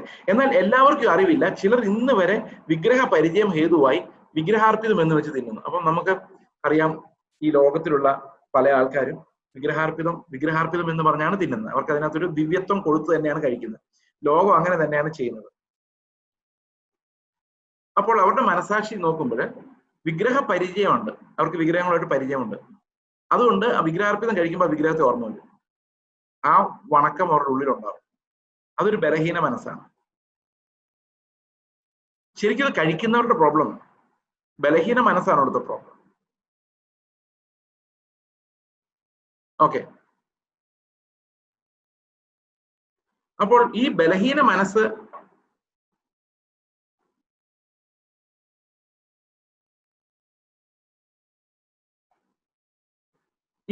മനസ്സെന്ന് പറയുന്നത് നമ്മളെ പലപ്പോഴും നമുക്ക് ഉണ്ടാക്കുന്ന പ്രയാസം എന്താണെന്ന് വെച്ച് കഴിഞ്ഞാൽ എല്ലാത്തിനും പേടിയാണ്. പോരാട്ടം അതായത് എല്ലാം പേടിയാണ്. അതുകൊണ്ട് അവർ പോയി എങ്ങാനും ഇനി അബദ്ധത്തിൽ ആരെങ്കിലും മുട്ടയിൽ കൂടോത്രം ചെയ്താണോ കടയിൽ വെച്ചിരുന്ന് മേടിച്ച് കഴിച്ചതെന്നെങ്ങാനും ചിന്തിച്ചു കഴിഞ്ഞാൽ പിന്നെ തലവേദന ഉണ്ടായാലും അതാന്ന് വിചാരിക്കും. അപ്പൊ അതൊരു സ്ലേവറിയാണ്. ഒരു പോരാട്ടം ഉണ്ടെന്ന് പറഞ്ഞു കഴിഞ്ഞാൽ ഉടനെ കാലൊന്ന് സ്ലിപ്പായി കഴിഞ്ഞാൽ ഒരു പോരാട്ടം ഉണ്ടെന്ന് ആ പാസ്റ്റർ പറഞ്ഞായിരുന്നു. ഇതിന് അടിമത്തമാണ്, സ്ലേവറി. ഓക്കെ. അപ്പൊ ഒത്തിരി ആൾക്കാരും ഈ ബലഹീന മനസാക്ഷിയുള്ളവരാണ്. അപ്പൊ അവർക്ക് വിഗ്രഹാർപ്പിതം എന്ന് പറയുന്നത് വിഗ്രഹങ്ങൾ കൊടുത്ത ഫുഡ് പോലെ. എനിക്ക് രസകരമായ ഒരു അനുഭവം ഉണ്ടായത് വർഷങ്ങൾക്ക് മുമ്പ് ഞാനൊരു സ്കൂളിൽ പഠിപ്പിക്കുന്ന സമയത്ത് അവിടെ ഈ ഒരു വിഗ്രഹാർപ്പിതം കൊണ്ടവർ വെച്ച്. അപ്പം എന്നോട് അവർ പറഞ്ഞ സ്കൂളിലെ പ്രിൻസിപ്പൽ എന്നോട് പറഞ്ഞു, എല്ലാ സാറുമാരും ഇത് കഴിക്കുന്നുണ്ട്, സാറ് മാത്രമാണ് ഇത് കഴിക്കാത്തത്, ഇത് കഴിച്ചാൽ എന്താ കുഴപ്പം? ഞാൻ പറഞ്ഞു, എനിക്കൊരു കുഴപ്പമില്ല, ഞാൻ കഴിക്കാമോ? എനിക്കവിടെ കഴിക്കാൻ പറ്റില്ല. കാരണം എന്താണെന്ന് വെച്ച് കഴിഞ്ഞാൽ അവിടെ വിഗ്രഹം എന്ന് വിചാരിച്ച് തിന്നുന്നവരാണ് ചുറ്റുമുള്ളത്. അപ്പൊ അതിനകത്ത് ഞാൻ പോയി പാർട്ടിസിപ്പേറ്റ് ചെയ്ത് കഴിഞ്ഞാല് ഞാൻ അതിനെ പ്രോത്സാഹിപ്പിച്ച പോലെയാണ്, എനിക്കത് കഴിക്കാൻ പറ്റില്ല. പക്ഷെ ഞാൻ അവരോട് ഇങ്ങനെ പറഞ്ഞു, ഞാനിത് കഴിച്ചാൽ എനിക്കൊന്നും സംഭവിക്കില്ല, പക്ഷെ ഞാൻ കഴിക്കുന്ന എങ്ങനെയാന്ന് ഞാൻ നിങ്ങളോട് പറയാം. ഞാൻ ഇത് കയ്യിലെടുത്ത് ഇതെല്ലാം സൃഷ്ടിച്ച ദൈവത്തോട് നന്ദി പറഞ്ഞിട്ട് പറയും, ആകാശത്തിന് കീഴെ ഇത് ഉരുവാക്കുകയും ഇത് ഈ രൂപത്തിൽ കൊണ്ടുവരാൻ സഹായിച്ചത് നിന്റെ ബുദ്ധിയും നിന്റെ പ്രൊവിഡൻസുമാണ്. ഇതിനിടയിലുള്ള ഒരു ശക്തിക്കും ഇതിലൊരു പങ്കുമില്ല, അങ്ങനൊരു ശക്തിയുമില്ല. ഈ ആഹാരം തന്നു നിന്നെ ഞാൻ സ്തോത്രം ചെയ്യുന്നു എന്ന് സ്തോത്രത്തോടെ ഞാനിത് ഭക്ഷിച്ച ഇടയിലുള്ള ശക്തികളെല്ലാം പോകുന്നതാണ്. അപ്പൊ ആ പ്രിൻസിപ്പൾ എന്നോട് പറഞ്ഞു, സാർ ദയവായിട്ട് കഴിക്കണ്ട, പൊയ്ക്കൊള്ളാൻ. ഇതിന്റെ പ്രോബ്ലം എന്താണെന്ന് വെച്ച് കഴിഞ്ഞാൽ നമുക്കിതൊന്നും ഇല്ലെന്നറിയാം, പക്ഷെ അവിടെ ഞാനത് കഴിച്ചാൽ ഉള്ള സംഭവം എന്താണെന്ന് വെച്ച് കഴിഞ്ഞാൽ, അല്ലെങ്കിൽ അവരറിയണം ദിസ് ഇസ് നത്തിങ് എന്ന് ഞാനോട് പറയണം. ദിസ് ഇസ് നത്തിങ്, ഇത് ഞാൻ സ്തോത്രം ചെയ്ത് കഴിയുമ്പോൾ ഇതിലൊന്നും അവർക്കത് ബോധ്യപ്പെടണം. അതല്ലെങ്കിൽ എന്ത് സംഭവിക്കും? ഞാൻ അതിൽ സ്നേഹത്തിന്റെ പേരിൽ പാർട്ടിസിപ്പേറ്റ് ചെയ്ത് കഴിഞ്ഞാൽ സംഭവിക്കുന്നത്, ഞാൻ ഇക്കാര്യത്തിൽ അറിവുള്ളവൻ എന്ന് അവരെന്നെ വിചാരിച്ചാൽ അവരുടെ ഈ സിസ്റ്റത്തെ സപ്പോർട്ട് ചെയ്യുന്ന ഒരാളായിട്ട് ഞാൻ മാറും. അപ്പൊ ബലഹീന മനസാക്ഷിയിൽ വർഷങ്ങളായി വിഗ്രഹപരിചയ നിമിത്തം വിഗ്രഹാർപ്പിതം തിന്നുന്നവർക്ക് എന്റെ അറിവ് എന്താ, ഇതിലൊന്നും ഇല്ല എന്നുള്ള അറിവ് അവർക്ക് പാപത്തിൽ തുടരാനുള്ള ഒരു എക്സ്ക്യൂസ് ആയിട്ട്. അതുകൊണ്ട് ടു ഡിസ്കറേജ് ദം. എന്നെ സംബന്ധിച്ച് അത് പേടിയായിട്ടല്ല, എന്നെ സംബന്ധിച്ച് I should bear witness to the Lord before them എന്നുള്ളത് കൊണ്ട് എനിക്കത് പറഞ്ഞേ പറ്റുമായിരുന്നു. ഇഫ് ദ എഗ്രി, സാരമില്ല, അത് പോട്ടെ എന്ന് പറയുവാണെങ്കിൽ ഓക്കെ, പോട്ടെ. അപ്പം ഐ റിജക്ട് ദെയർ സിസ്റ്റം. അപ്പോൾ ഇവിടെ പറയും നമുക്ക് അറിവുണ്ട്, പക്ഷെ അറിവ് എന്ത് ചെയ്യുന്ന ചില സമയത്ത് നമ്മൾ കോംപ്രമൈസ് ചെയ്യും. ഈ കോംപ്രമൈസ് ചെയ്യുമ്പോൾ സംഭവിക്കുന്നത് വിഗ്രഹാർപ്പിതം വിഗ്രഹ പരിചയം നിമിത്തം തിന്നുന്നവർക്ക് അത് നമ്മുടെ കോംപ്രമൈസ് അവർക്ക് മരണകാരണമായി തീരും. നമ്മുടെ കോംപ്രമൈസ് അവർക്ക് ഇടർച്ചയ്ക്ക് കാരണമായി തീരുന്നു. നമ്മുടെ കോംപ്രമൈസ് അവരുടെ പ്രവൃത്തികളുടെ സാങ്ഷൻ ആയിട്ട് മാറുന്നു. തന്നെയുമല്ല, വിഗ്രഹ പരിചയം ഉണ്ടായിട്ട് മാനസാന്തരപ്പെട്ട് വരുന്നവർ നമ്മുടെ ഇടയിൽ ഹൈന്ദവ മാർഗത്തിന്റെ വിശ്വാസം വന്നവർ ചില ആളുകൾക്കെങ്കിലും ഇതിനൊക്കെ എന്തൊക്കെയോ പവർ പണ്ടുണ്ടായിരുന്നുണ്ട് ഒക്കെയുള്ള അനുമാനങ്ങൾ എത്ര തൂത്താലും പോകാതെ ഉള്ളിൽ ഒരു പക്ഷെ ഉണ്ടാവും. അവരും ഇത് കഴിച്ചു കഴിഞ്ഞാൽ ചിലപ്പോൾ ഇങ്ങനെ ചിന്തിക്കും, അയ്യോ ഇനി അതിന്റെ വല്ല ശക്തിയുമാണോ വീട്ടിൽ വഴക്കുണ്ടായത്, അയ്യോ പിശാചിന്റെ പോരാട്ടമാണോ, ഇങ്ങനെയൊക്കെ ചിന്തിക്കാൻ തുടങ്ങും. ദുർബല മനസാക്ഷി വന്നു കഴിയുമ്പോൾ ഇതെല്ലാം പ്രോബ്ലം ആകും. അതുകൊണ്ട് ഒരു റൂളായിട്ട് സഭ പറഞ്ഞു വിഗ്രഹാർപ്പിതം കഴിക്കാതിരിക്കുക. കാരണം എന്താ വെച്ച് കഴിഞ്ഞാൽ ഇത് അവിടെ ഇവിടെ എല്ലാ സഭയ്ക്കും വെളിയിൽ എല്ലാം ഇടർച്ച ഉണ്ടാകും. It's not because there is any wrong in it. It is because we cannot be seen as encouraging these things. Okay, അതുകൊണ്ടാണ് ഈ വിഗ്രഹാർപ്പിതത്തിനെതിരെ നമ്മൾ. അപ്പൊ അറിവ് അനുസരിച്ച് നോക്കിയാൽ നമുക്ക് ഇതെല്ലാം ചെയ്യാം. പക്ഷെ അറിവ് ചീർപ്പിക്കരുത്. അറിവ് ചീർപ്പിച്ച് എന്താ സംഭവിക്കും, നമ്മൾ ഭയങ്കര ജ്ഞാനം പറഞ്ഞുകൊണ്ട് ഇതെല്ലാം പോയി വാരി തിന്നുകയും ചെയ്യും. നാട്ടുകാർക്ക് മുഴുവൻ ഇടർച്ച ഉണ്ടാക്കും. നമ്മൾ ഇവരെ പ്രോത്സാഹിപ്പിക്കുന്നതായിട്ട് കാണപ്പെടും. അതുപോലെ തന്നെ ദുർബല വിശ്വാസികൾക്ക് ഇത് ഒരു ഇടർച്ചയ്ക്ക് കാരണമാകും. അത് പലതരത്തിൽ ഈ ഒരു ടീച്ചിങ്ങിനെ കുറിച്ച് മാത്രമല്ല, നമ്മൾ വളരെ മൈനർ ആയിട്ടുള്ള കാര്യങ്ങളിൽ ഒത്തിരി ഫോക്കസ് ചെയ്യുന്നു. എന്നിട്ട് ചെറിയ ചെറിയ ഒബ്ജക്ഷൻസ് ഉള്ള ആൾക്കാർ അവർ മേജർ ടീച്ചിങ്സിലോട്ട് പിന്നെ ശ്രദ്ധിക്കാതെ പോകും. ഉദാഹരണത്തിന് ഞാൻ പറഞ്ഞു വരുന്ന ടീച്ചിങ്സിൽ എവിടെയെങ്കിലും പെന്തക്കോസ്റ്റൽ ഉപദേശം അല്ലെങ്കിൽ ബ്രദറിൻ ഉപദേശം അങ്ങനെയുള്ള സഹോദരൻ കൂടുതലുള്ള ഇവിടെ ഈ ഗ്രൂപ്പിലുള്ളത്, അതിന്റെ ഒരു മൈനർ എതിരിലുള്ള ഒരു ഡോക്ടറിൻ ഞാൻ പറഞ്ഞാൽ ഈ മേജർ വ്യാഖ്യാനങ്ങളൊന്നും പിന്നെ അവർ കേൾക്കില്ല. അതിന്റെ കാര്യം എന്താണെന്ന് വെച്ച് കഴിഞ്ഞാൽ പിന്നെ ഞാൻ അവരുടെ ആളല്ല. അതാണ് എന്റെ പ്രശ്നം. ഒരു മൈനർ കാര്യത്തിൽ ഞാൻ മേജർ ചെയ്യാൻ പോയാൽ, അതായത് ഒരു മേജർ ഡിഗ്രി എടുക്കാൻ പോയാൽ, അതിന്റെ അറിവ് വെച്ച് ഞാൻ തകർക്കാൻ പോയാൽ സംഭവിക്കുന്ന അപകടം എന്താണെന്ന് വെച്ച് കഴിഞ്ഞാൽ ഒരു മനുഷ്യനും രക്ഷപ്പെടുകയില്ല. We will be stuck with the minor scuffles. അങ്ങോട്ടും ഇങ്ങോട്ടുള്ള കുഞ്ഞു കുഞ്ഞു ദ്വന്ദ്വ യുദ്ധങ്ങളിൽ നമ്മൾ രസിച്ചുകൊണ്ടിരിക്കുക. അതുകൊണ്ട് നമ്മുടെ അറിവ് ചീർപ്പിക്കരുത്. ഡോക്ടറിനലി ഞാൻ ഡോക്ടറിനലി എനിക്ക് സോളിഡ് ആയിട്ട് ഒരു അടിസ്ഥാനം ഞാൻ കണ്ടെത്തിയിട്ടുണ്ട്. പക്ഷെ ഞാൻ വചനം സംസാരിക്കുമ്പോൾ ഒരിക്കലും ഡോക്ടറിനല്ല സംസാരിക്കുന്നത്, ഡോക്ടറിനാണ്. പക്ഷെ അതേ സമയത്ത് ആ ഒരു സ്റ്റാൻഡേർഡിലല്ല പറയുന്നത്, വചനത്തിന്റെ എക്സിജസിസ് മാത്രമാണ് പറയുന്നത്. കാരണം സ്കഫിൾ ഉണ്ടാക്കുക, പ്രശ്നങ്ങൾ ഉണ്ടാക്കുക, കുത്തിത്തിരിപ്പ് ഉണ്ടാക്കുക, അല്ലെങ്കിൽ അറിവ് തെളിയിക്കുക, ഇതൊന്നും അല്ല നമ്മുടെ പ്രസംഗത്തിന്റെ ഉദ്ദേശം. പ്രസംഗത്തിന്റെ ഉദ്ദേശം അപ്പോസ്തലന്മാർ വചനത്തിലൂടെ എന്താണോ വെളിപ്പെടുത്തുന്നത് അത് അതേ രീതിയിൽ കിട്ടുക എന്നുള്ളതാണ്. അത് പുറമേ എന്നുള്ളതൊന്നും ആഡ് ചെയ്യാതെ നമുക്ക് ആ വചനം കുറച്ചും കൂടെ നമ്മുടെ ഹൃദയത്തിൽ ഹൃദയസ്ഥമാകത്തക്ക രീതിയിൽ നമുക്ക് താലോലിക്കാൻ പറ്റുക, നമുക്കതിൽ മെഡിറ്റേറ്റ് ചെയ്യാൻ പറ്റുക, ആഴമായി വളരാൻ പറ്റുക. അതിനുവേണ്ടിയാണ് ഈ പ്രസംഗങ്ങൾ വരുന്നത്. ഒരു പ്രസംഗമായിട്ട് പോലും അല്ല, ഇതൊരു ഓഡിയോ കമന്ററി. നമ്മളിപ്പോ സത്യത്തിൽ ഇതൊരു ഓഡിയോ കമന്ററിയാണ്. കൊരിന്ത്യർ ലേഖനത്തെ കുറിച്ച് നമ്മൾ എഴുതുന്ന കമന്ററിക്ക് പകരം വാക്കിനുള്ള ഒരു ഡിവോഷണൽ കമന്ററി. ഇതിനകത്ത് ജ്ഞാനമല്ല, കർത്താവ് നമ്മളോട് എന്ത് സംസാരിക്കുന്നു, എന്ത് വെളിപ്പെടുത്തുന്നു, ആ വാക്യം, just looking at that sentence again and again and again, വീണ്ടും വീണ്ടും വീണ്ടും ആ വാക്യത്തിലേക്ക് തന്നെ നോക്കി നോക്കി നോക്കി അതെന്താ കർത്താവ് പറയുന്നതെന്ന് കണ്ടെത്താൻ നമ്മൾ ശ്രമിക്കും. ഓക്കെ, ഇവിടെ പറയുന്നത് ഈ വിഗ്രഹങ്ങൾ കൊണ്ട് എങ്ങനെയാണ് മലിനത ഉണ്ടാകുന്നത്. വിഗ്രഹത്തിനല്ല മലിനത സത്യത്തിൽ, ദാറ്റ്സ് ജസ്റ്റ് എ ഫോർമേഷൻ. അതിന് മലിനതയോ പ്യൂരിറ്റി ഒന്നുമില്ല. ജസ്റ്റ് പ്യൂർ എന്നുള്ളതല്ല, just a substance, like a stone, like a wood, like a piece of wood, അങ്ങനെയൊക്കെ ഉള്ളൂ. പക്ഷെ എന്താ സംഭവിക്കുന്നത് വെച്ച് കഴിഞ്ഞാല് ഈ നമ്മളെ മലിനമാക്കുന്നത് ബലഹീന മനസാക്ഷിയാണ്. 8-ാം വാക്യം പറയാണ്, അവരുടെ മനസാക്ഷി ബലഹീനമാണ്. അതാണ് പ്രശ്നം. നമ്മൾ ഇംപ്യൂർ ആക്കുന്നത് ബലഹീന മനസാക്ഷിയാണ്. കർത്താവ് തന്നെ പറഞ്ഞു, അകത്തോട്ട് എന്ത് പോയാലും അത് മനുഷ്യനെ മലിനമാക്കുന്നില്ല. അതുകൊണ്ട് നിങ്ങൾ അറിയാതെ എങ്ങനെ തിന്നുപോയി ഓർത്തുകൊണ്ട് ചിന്തിച്ചോണ്ട് നടക്കരുത്. അങ്ങനെ ചിന്തിച്ചോണ്ട് നടക്കുന്നവരുണ്ട്. അകത്തേക്ക് പോകുന്ന യാതൊന്നും മനുഷ്യനെ മലിനമാക്കുന്നില്ല, പുറത്തേക്ക് വരുന്ന മാത്രമേ മലിനമാക്കൂ. കർത്താവ് പറഞ്ഞിട്ടുണ്ട്. അത് മറപ്പുരയിൽ പോവല്ലാതെ, അതുകൊണ്ട് there is nothing that cannot do anything to your soul. നിങ്ങൾ തിന്നുന്ന എന്ത് സാധനമായാലും അതിന് നിങ്ങളുടെ ആത്മാവിനെ, നിങ്ങളുടെ പ്രാണനെ അതൊന്നും ചെയ്യില്ല.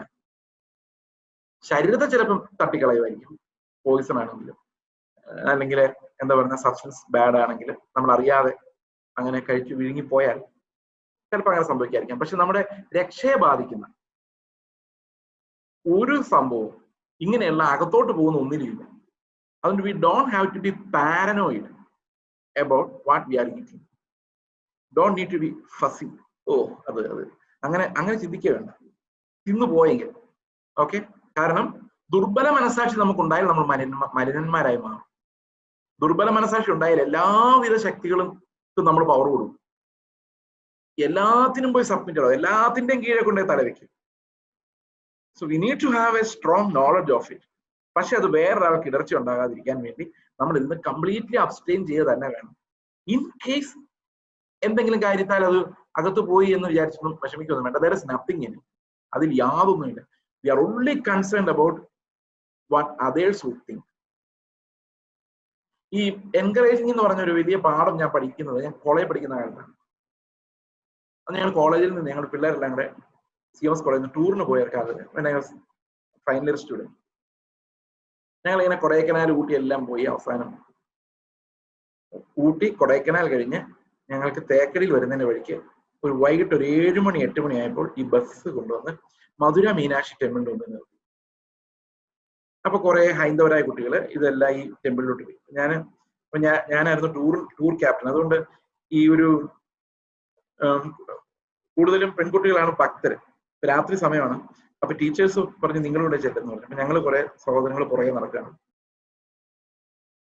അപ്പൊ എന്റെ കൂടെ ഒരു ഹിന്ദു മതത്തിൽ ജനിച്ചു വളർന്ന ഒരു ഫ്രണ്ട് ഉണ്ട്.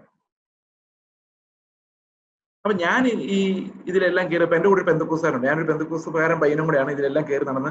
അപ്പൊ ചെറുപ്പം തൊട്ട് ഇതിന്റെ ആർക്കിടെക്ചറിനെ കുറിച്ച് കണ്ടിട്ടുണ്ട്. അപ്പൊ ഇത് എന്താ സംഭവം എന്നൊന്ന് വലിയ ഭയങ്കര ഏറിയ അതിലെല്ലാം ഞങ്ങൾ കയറി ഇറങ്ങി വന്നപ്പം അപ്പൊ ഞാനന്ന് സാൽവേഷന്റെ ആദ്യ സമയത്താണ്. രക്ഷിക്കപ്പെട്ടിട്ടുണ്ട് മേ ബി ഒരു 6 months അല്ല, ഒരു 8 months ആയിട്ടുണ്ട്. അപ്പൊ ഞാൻ ഈ പെന്തക്കോസുകാരൻ പറഞ്ഞു ഒരു കള്ളം പറയാം.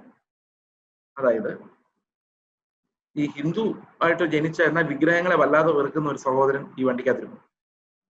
അപ്പൊ ഞാൻ എന്റെ ഫ്രണ്ടിനോട് പറഞ്ഞു, ഈ പെന്തക്കോസുകാരൻ പയ്യനോട് പറഞ്ഞു, നീ ചെന്ന് അവനോട് പറയണം ചേസ് അകത്ത് ചെന്ന് അവിടെ പൈസ കൊടുത്ത് അവരുടെ നൈവേദ്യം എന്ന ലഡു മേടിച്ചു തിന്നു എന്ന് പറയണം.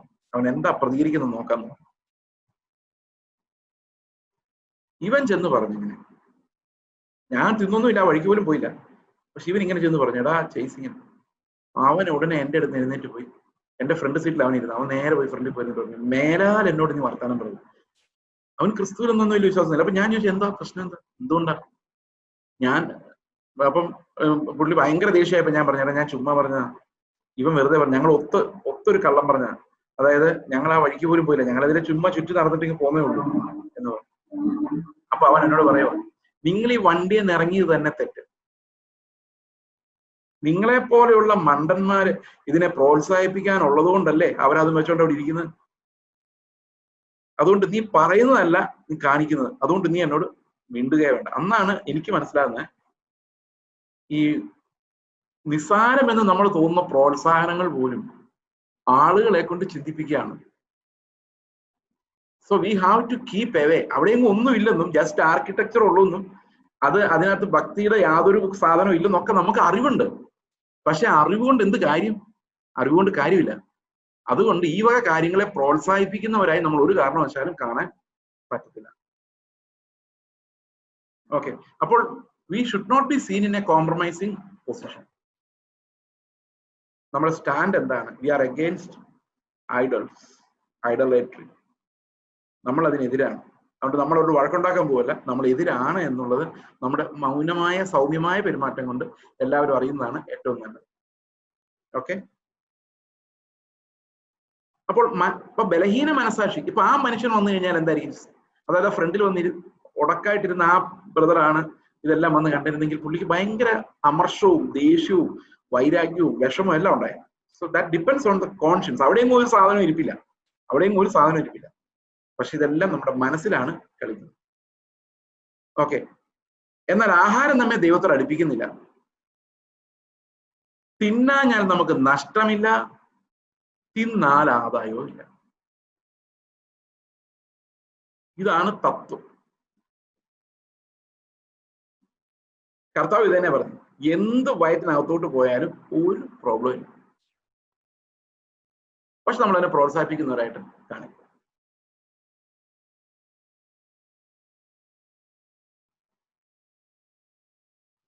ഓക്കെ, തിന്നാഞ്ഞാൽ നമുക്ക് നഷ്ടമില്ല, തിന്നാൽ ആദായവുമില്ല.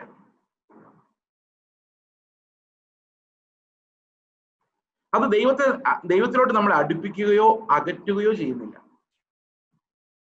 ദൈവമായിട്ടുള്ള ബന്ധത്തിൽ ഇത് വരുന്നില്ല. This about how we are dealing with our brethren, സഹോദരങ്ങൾ.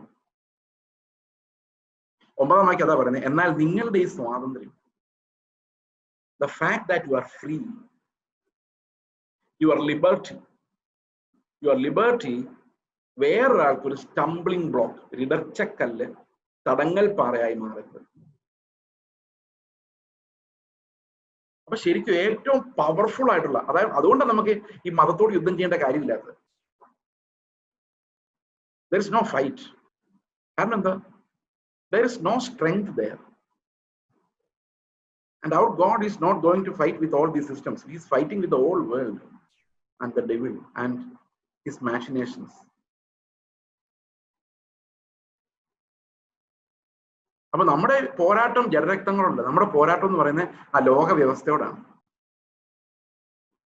ദൈവത്തിനെതിരായുള്ള ഒരു വ്യവസ്ഥ, ആകാശത്തിന്റെ അധിപതികൾ എന്ന് പറയുന്ന ദുഷ്ടാത്മസേന.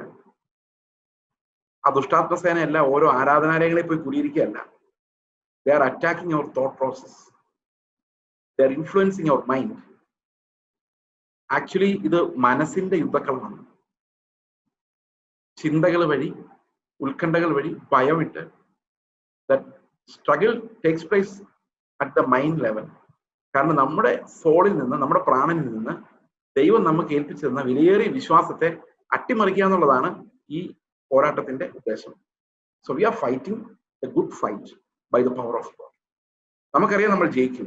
നമ്മുടെ യുദ്ധം ഈ വ്യവസ്ഥയോടും ആ ലോകത്തിന്റെ സിസ്റ്റത്തോടും അത് നമ്മുടെ മുമ്പിൽ വയ്ക്കുന്ന അധികാരക്രമത്തോടും, ഭരണാധികാരികളോടല്ല കേട്ടോ. ആ അധികാരം എന്ന് പറയുന്ന സ്പിരിച്വൽ ഫോഴ്സസ് എന്നാണ് പറയുന്നത്.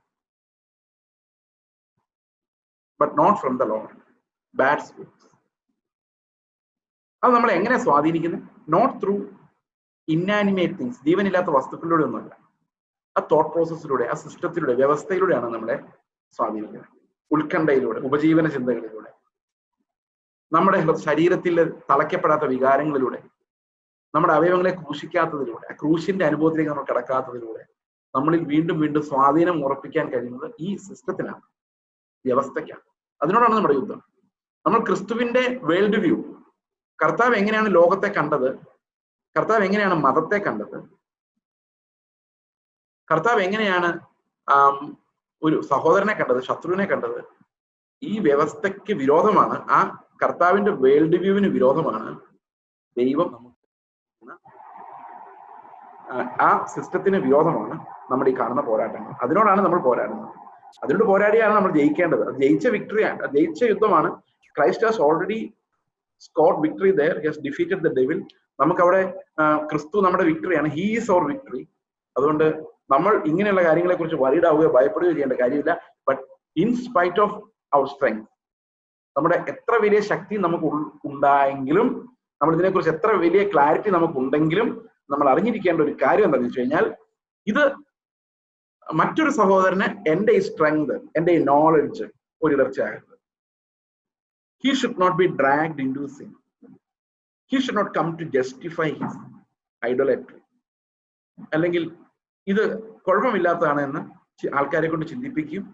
മാത്രമല്ല, ഞാൻ ഇതിന് അനുകൂലമാണെന്ന് ആളുകളെ കൊണ്ട് ചിന്തിപ്പിക്കുന്നു. മാത്രമല്ല, ഇനി എൻ്റെ ഉള്ളിൽ ഒരു ദുർമനസാക്ഷി ഉണ്ടെങ്കിൽ, അതായത് ഇതെല്ലാം ഭയങ്കര അപകടമാണെന്നൊരു ചിന്ത എൻ്റെ ഉള്ളിലുണ്ടെങ്കിൽ, അത് പിന്നെയും കുഴപ്പത്തിലേക്ക് വഴിവെക്കുകയും ചെയ്യും. അപ്പൊ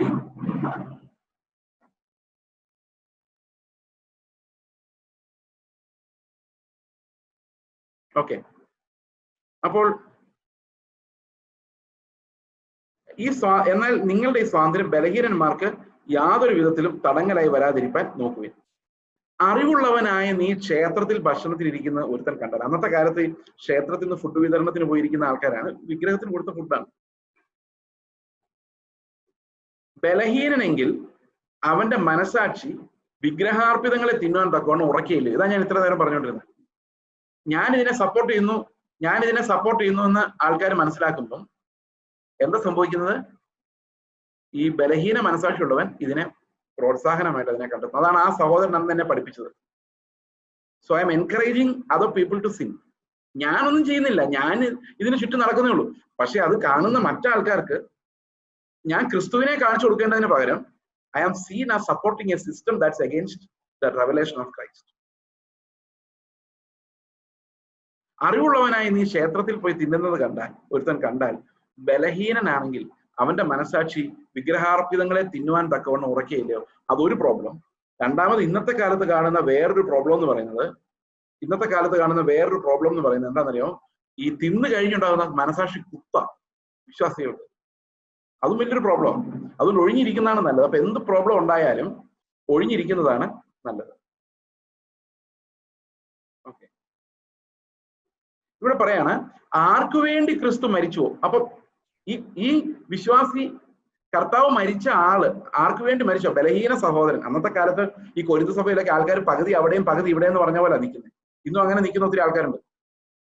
പകുതി അവിടെയും പകുതി ഇവിടെയും എന്നുള്ള രീതിയിൽ നിൽക്കുന്ന ആൾക്കാരുണ്ട്. അപ്പൊ അവർക്കെല്ലാം ഇതൊരു ഇടർച്ചയായിട്ട് മാറുമോ?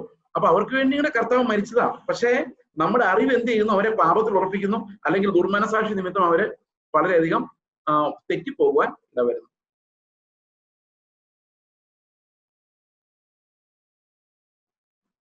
ഓക്കെ, എന്നാൽ ക്രിസ്തു ആർക്ക് വേണ്ടി മരിച്ചുവോ? അപ്പൊ നമ്മൾ എപ്പോഴും നോക്കേണ്ടത്, നമ്മുടെ സഹോദരനെ നോക്കുമ്പോൾ നമ്മൾ ഒരു കാര്യം മനസ്സിലാക്കണം. കർത്താവ് ഇവന് വേണ്ടി കൂടെയാണ് മരിച്ചത്. അപ്പൊ ഞാൻ അവന് വേണ്ടി മരിക്കാൻ തയ്യാറായില്ലെങ്കിൽ ഈ ആഹാരമെങ്കിലും ഒന്ന് അഡ്ജസ്റ്റ് ചെയ്യാൻ തയ്യാറാകണം. എന്റെ അറിവെങ്കിലും ഒന്ന് കോംപ്രമൈസ് ചെയ്യാൻ തയ്യാറാകണം. നമുക്ക് ഇത് തന്നെ റോമാലേഖനം 14-ാം അധ്യായത്തിൽ ഇത് തന്നെ ആവർത്തിക്കുന്നുണ്ട്. ബലഹീന സഹോദരന്മാരോട് എങ്ങനെ ഇടപെടണം. നമുക്ക് അതൊരു പാരലൽ പാസേജ് ആയിട്ട് ഇത് കഴിയുമ്പോൾ നമുക്കൊന്ന് വായിക്കാം. കാരണം അവിടെ 1-2 വിഷയങ്ങളോട് കൂടുതൽ ഉൾപ്പെടുത്തിയിട്ടുണ്ട് പൗലോസ്. കൊരിന്ത് ലേഖനത്തിൽ ഈ ആഹാരത്തിന്റെ കാര്യം മാത്രമാണ് പറയുന്നത്. പക്ഷെ അവിടെ ആഹാരത്തിന്റെ കാര്യം മാത്രമല്ല, വേറെ 1-2 കാര്യങ്ങൾ കൂടെ കൊരിന്ത് ലേഖനം 14-ാം അധ്യായത്തിൽ ഉണ്ട്. ഇതെല്ലാം ബലഹീന സഹോദരന്മാരെ നമ്മൾ സംരക്ഷിക്കുന്ന മാർഗങ്ങളാണ്. നമ്മുടെ പരിജ്ഞാനം വേറൊരാൾക്ക് ഇടർച്ചയായിട്ട് വരരുത്. ഓക്കെ, ആർക്കു വേണ്ടി ക്രിസ്തു മരിച്ചുവോ? ആ ബലഹീന സഹോദരൻ ഇങ്ങനെ നിന്റെ അറിവിനാൽ നശിച്ചു പോകുന്നു. ഈ അറിവിനാൽ നശിച്ചു പോകുന്ന ഒരു വലിയ അപകടകരമായ ഒരു കാര്യമാണ്. ഇപ്പൊ എനിക്ക് സ്നേഹത്തോടെ സംസാരിച്ചാൽ നേടാവുന്ന ഒരു സഹോദരൻ, ഞാൻ എന്റെ അറിവെല്ലാം കൂടെ അവന്റെ മുമ്പിൽ ഇറക്കി വെച്ച് അവനുമായിട്ട് യുദ്ധം ചെയ്ത് വഴക്കുണ്ടാക്കി തർക്കവാദത്തിൽ ഏർപ്പെട്ട് അവൻ എന്നോട് അടുപ്പമില്ലാത്തവനായി മാറി പിന്നെ എന്ത് സംഭവിക്കും? പിന്നെ അവൻ എന്നേക്കുമായിട്ട് എനിക്ക് അവനോട് സംസാരിക്കാൻ പറ്റാത്ത ഒരു അവസ്ഥ ഞാൻ ഉണ്ടാക്കുകയോ ചെയ്തു. അപ്പോൾ അത് ഇവിടെ നമ്മൾ സൂക്ഷിക്കേണ്ട ഒരു കാര്യം, നമ്മൾ എത്ര അറിവുള്ളവരാണെങ്കിലും ആ അറിവ് നമുക്ക് ഇടർച്ചയ്ക്ക് കാരണമായത്, വേറൊരു സഹോദരൻ ഇടർച്ച കാരണമായത്. കാരണം അവന് വേണ്ടിയാണ് കർത്താവ് മരിച്ചത്. അപ്പൊ നമ്മൾ ഈ ലോകത്തുള്ള ഏത് ബലഹീന സഹോദരനെ നോക്കിയാൽ നമ്മൾ ഒരു കാര്യം മനസ്സിലാക്കണം, ക്രൈസ്റ്റ് ഡൈഡ് ഫോർ ഹിം. അപ്പൊ അവൻ അത്ര വിലയുള്ളവനാണ്. ഞാൻ അവനെ വിലയോടെ കാണണം. അവന് വേണ്ടി കർത്താവ് മരിച്ചുവെങ്കിൽ അവന് വേണ്ടി കഷ്ടപ്പെടാൻ ഞാൻ തയ്യാറാകണം. എനിക്ക് ആഹാര കാര്യത്തിലായാലും എന്ത് കാര്യത്തിലായാലും എന്റെ അറിവിനെ അവിടെ മാറ്റി വെച്ചിട്ട് ആ ദുർബലനെ ബലഹീനനാക്കാതിരിക്കാൻ വേണ്ടി ഞാൻ നല്ല ശുദ്ധമായ ഒരു ലൈഫ്, എന്താ പറയുക, എല്ലാറ്റിൽ നിന്ന് അകന്നു നിൽക്കുന്ന അവന്റെ ബലഹീന മനസാക്ഷി ഉറയ്ക്കുന്നവരെ. അപ്പൊ എപ്പോഴും ബലഹീന മനസാക്ഷിയുള്ള നമ്മുടെ ചുറ്റുമുണ്ട്. So we need to be very careful as to how we are behaving. നമുക്ക് നന്മയെന്ന് തോന്നുന്ന പല കാര്യങ്ങൾ. അതുകൊണ്ട് പൗലോസ് പറയുന്നത് everything is permitted but not everything is profitable. എല്ലാ അനുവാദവും ഒക്കെ ഉണ്ട്, പക്ഷെ ഈ അനുവാദം നമുക്കൊരു ഗുണവും ചെയ്യുന്നില്ലെന്ന് മാത്രമല്ല, ഇത് അകത്തോട്ട് ചെന്നാൽ നമുക്ക് പ്രയോജനവും ഇല്ല, അകത്തോട്ട് പോയതിനും പ്രയോജനമില്ല. പക്ഷെ ആകെ ഉണ്ടാകാൻ പോകുന്ന നഷ്ടം മാത്രമേ ഉള്ളൂ. ഒരു സഹോദരൻ ഇടർച്ച ഉണ്ടാകും. അപ്പം കർത്താവ് പെർമിറ്റ് ചെയ്യുന്നില്ലേ ചോദിക്കുന്നതിനകത്ത് കാര്യമില്ല. എന്ത് കാര്യമായാലും ദൈവം അങ്ങനെ പറയുമോ, ദൈവം ഇങ്ങനെ ചെയ്യുമെന്നൊന്നും ചോദിക്കുന്ന കാര്യമില്ല. പ്രോഫിറ്റബിൾ അല്ലെങ്കിൽ we shall not go before it. അത് നമുക്ക് പ്രയോജനം, ആത്മീകമായൊരു പ്രയോജനമില്ലെങ്കിൽ, മാനസികമായൊരു പ്രയോജനമില്ലെങ്കിൽ, നമുക്ക് അതൊരു ഉപകാരമായി, ആത്മീകമായ ഉപകാരമായി വരുന്നില്ലെങ്കിൽ അത് പ്രോഫിറ്റബിൾ അല്ല. പെർമിറ്റഡ് ആണ് ബട്ട് നോട്ട് പ്രോഫിറ്റബിൾ. പ്രോഫിറ്റബിൾ അല്ലാത്ത കാര്യങ്ങൾ, അതായത് ലാഭമില്ല, ചെയ്താലും ചെയ്തില്ലേലും നഷ്ടമില്ല, തിന്നാലും തിന്നില്ലേലും നഷ്ടമില്ല, പക്ഷെ പെർമിറ്റഡ് ആണ്, എന്നാലും ലാഭമില്ലാത്തതുകൊണ്ട് വേണ്ട. എന്തുകൊണ്ട് വേണ്ട? വേറൊരു സഹോദരന് അത് ഇടർച്ച വരുന്നത്.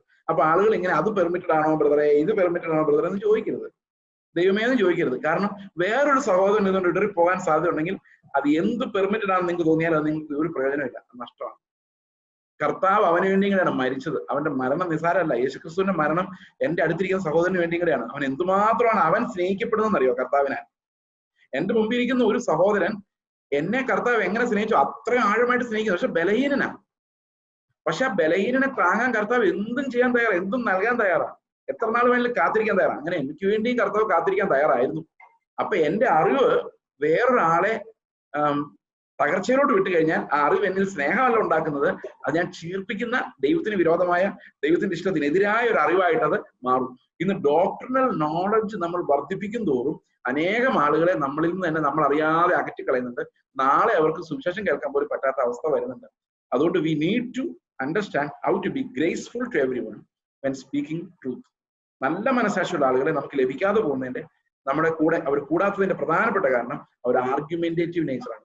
ഞാനിത് പലപ്പോഴും എന്നിൽ കണ്ടിട്ടുണ്ട്. അതുകൊണ്ടാണ് ഞാനിതിന്റെ ഒരു വാണിംഗ് ആയിട്ട് പറയുന്നത്. ഈ അടുത്ത കാലത്താണ് ഞാനത് പഠിക്കുന്നത്. Should not engage in a debate എന്നുള്ളത്. എനിക്ക് തോന്നുന്നു ഒരു 2-3 years ആയി കാണുമായിരിക്കാം ഞാൻ അതിനെക്കുറിച്ചൊരു എന്താ പറയുന്ന ഒരു കാഴ്ചപ്പാടില്ല. Never fight with a person concerning ഡോക്ടറിന് ഒരു പ്രയോജനമില്ല. ഇന്നേ വരെ ഡിബേറ്റ് നടത്തി ഒരാളും നന്നായിട്ടില്ല. ഡിബേറ്റ് നടത്തി ഒരാളും രക്ഷയിലോട്ട് വന്ന് ഞാൻ കണ്ടിട്ടില്ല. അഭിപ്രായം മാറ്റിയത് പോലും കണ്ടിട്ടില്ല കേട്ടോ. അഭിപ്രായം മാറ്റിയത് പോലും കണ്ടിട്ടില്ല. ഇതെല്ലാം ഒരു സൈഡിൽ നിന്ന് തർക്കിക്കാന്നുള്ളതല്ലാതെ ആരും അഭിപ്രായം ഒന്നും മാറ്റാൻ പോകുന്നില്ല. അവരുടെ സ്നേഹത്തിൽ പറഞ്ഞു കൊടുത്താൽ കേൾക്കാൻ തയ്യാറാണെങ്കിൽ ദൈവത്തിന്റെ കൃപയാരോ കേൾക്കും, ഇല്ലേ വിട്ടുകളയും. നമ്മുടെ അറിവെല്ലാം കൂടെ അവനെ കുഴപ്പത്തിലാക്കുന്നതിനേക്കാൾ നല്ലത്. ഒരു പ്രോബ്ലം എന്ന് പറയുന്നത് ഇപ്പൊ അവൻ പറയുന്നത് ഒരു ചെറിയ തെറ്റായിരിക്കും. ഞാനത് പറഞ്ഞു വരുമ്പോഴേക്കും അവൻ അതിനെ തർക്കിച്ച് അവൻ വലിയ തെറ്റിലോട്ട് പോകും. കാരണം എന്നെ തോപ്പിക്കണമല്ലോ. ഇപ്പൊ ഡിബേറ്റ് എന്ന് പറഞ്ഞാൽ അങ്ങോട്ടും ഇങ്ങോട്ട് തോപ്പിക്കാൻ വേണ്ടിയുള്ള കാര്യമാണ്. So if you are entering in to a debate both will lose. So ഇവിടെ നമ്മുടെ എന്ത് അറിവും അത് വിഗ്രഹാർപ്പണത്തിന്റെ കാര്യത്തിലല്ല, വാട്ട് എവർ നമ്മുടെ ജീവിതത്തിൽ നമ്മൾ ഫേസ് ചെയ്യുന്ന ഓരോ കാര്യങ്ങളിലും നമുക്ക് ദൈവം തരുന്ന അറിവ് വേറൊരാളുടെ ഇടർച്ചയ്ക്ക് കാരണമാകരുത്. ആർക്കു വേണ്ടി ക്രിസ്തു മരിച്ചു എന്ന് ഓർക്കണം. നിനക്ക് വേണ്ടി മാത്രമല്ല. അങ്ങനെ ചിന്തിക്കരുത്. നിനക്ക് സ്വാതന്ത്ര്യം നിന്നെ വലിയ മിടുക്കനാക്കി നടത്താൻ വേണ്ടി മാത്രമാണ് വിചാരിക്കരുത്. അതവിടെ ഉണ്ട്. പക്ഷെ അതുപോലെ തന്നെ ഞാൻ മാത്രമേ ഈ ലോകത്ത് പാപിയായിട്ടുണ്ടായിരുന്നുള്ളെങ്കിലും കർത്താവ് എനിക്ക് വേണ്ടി വന്നേനെ. That's special love. അത് ഞാൻ സമ്മതിച്ചു. പക്ഷെ അതുപോലെ തന്നെയാണ് എന്റെ അടുത്തിരിക്കുന്ന സഹോദരന് വേണ്ടി കർത്താവ് മരിച്ചതാണ്.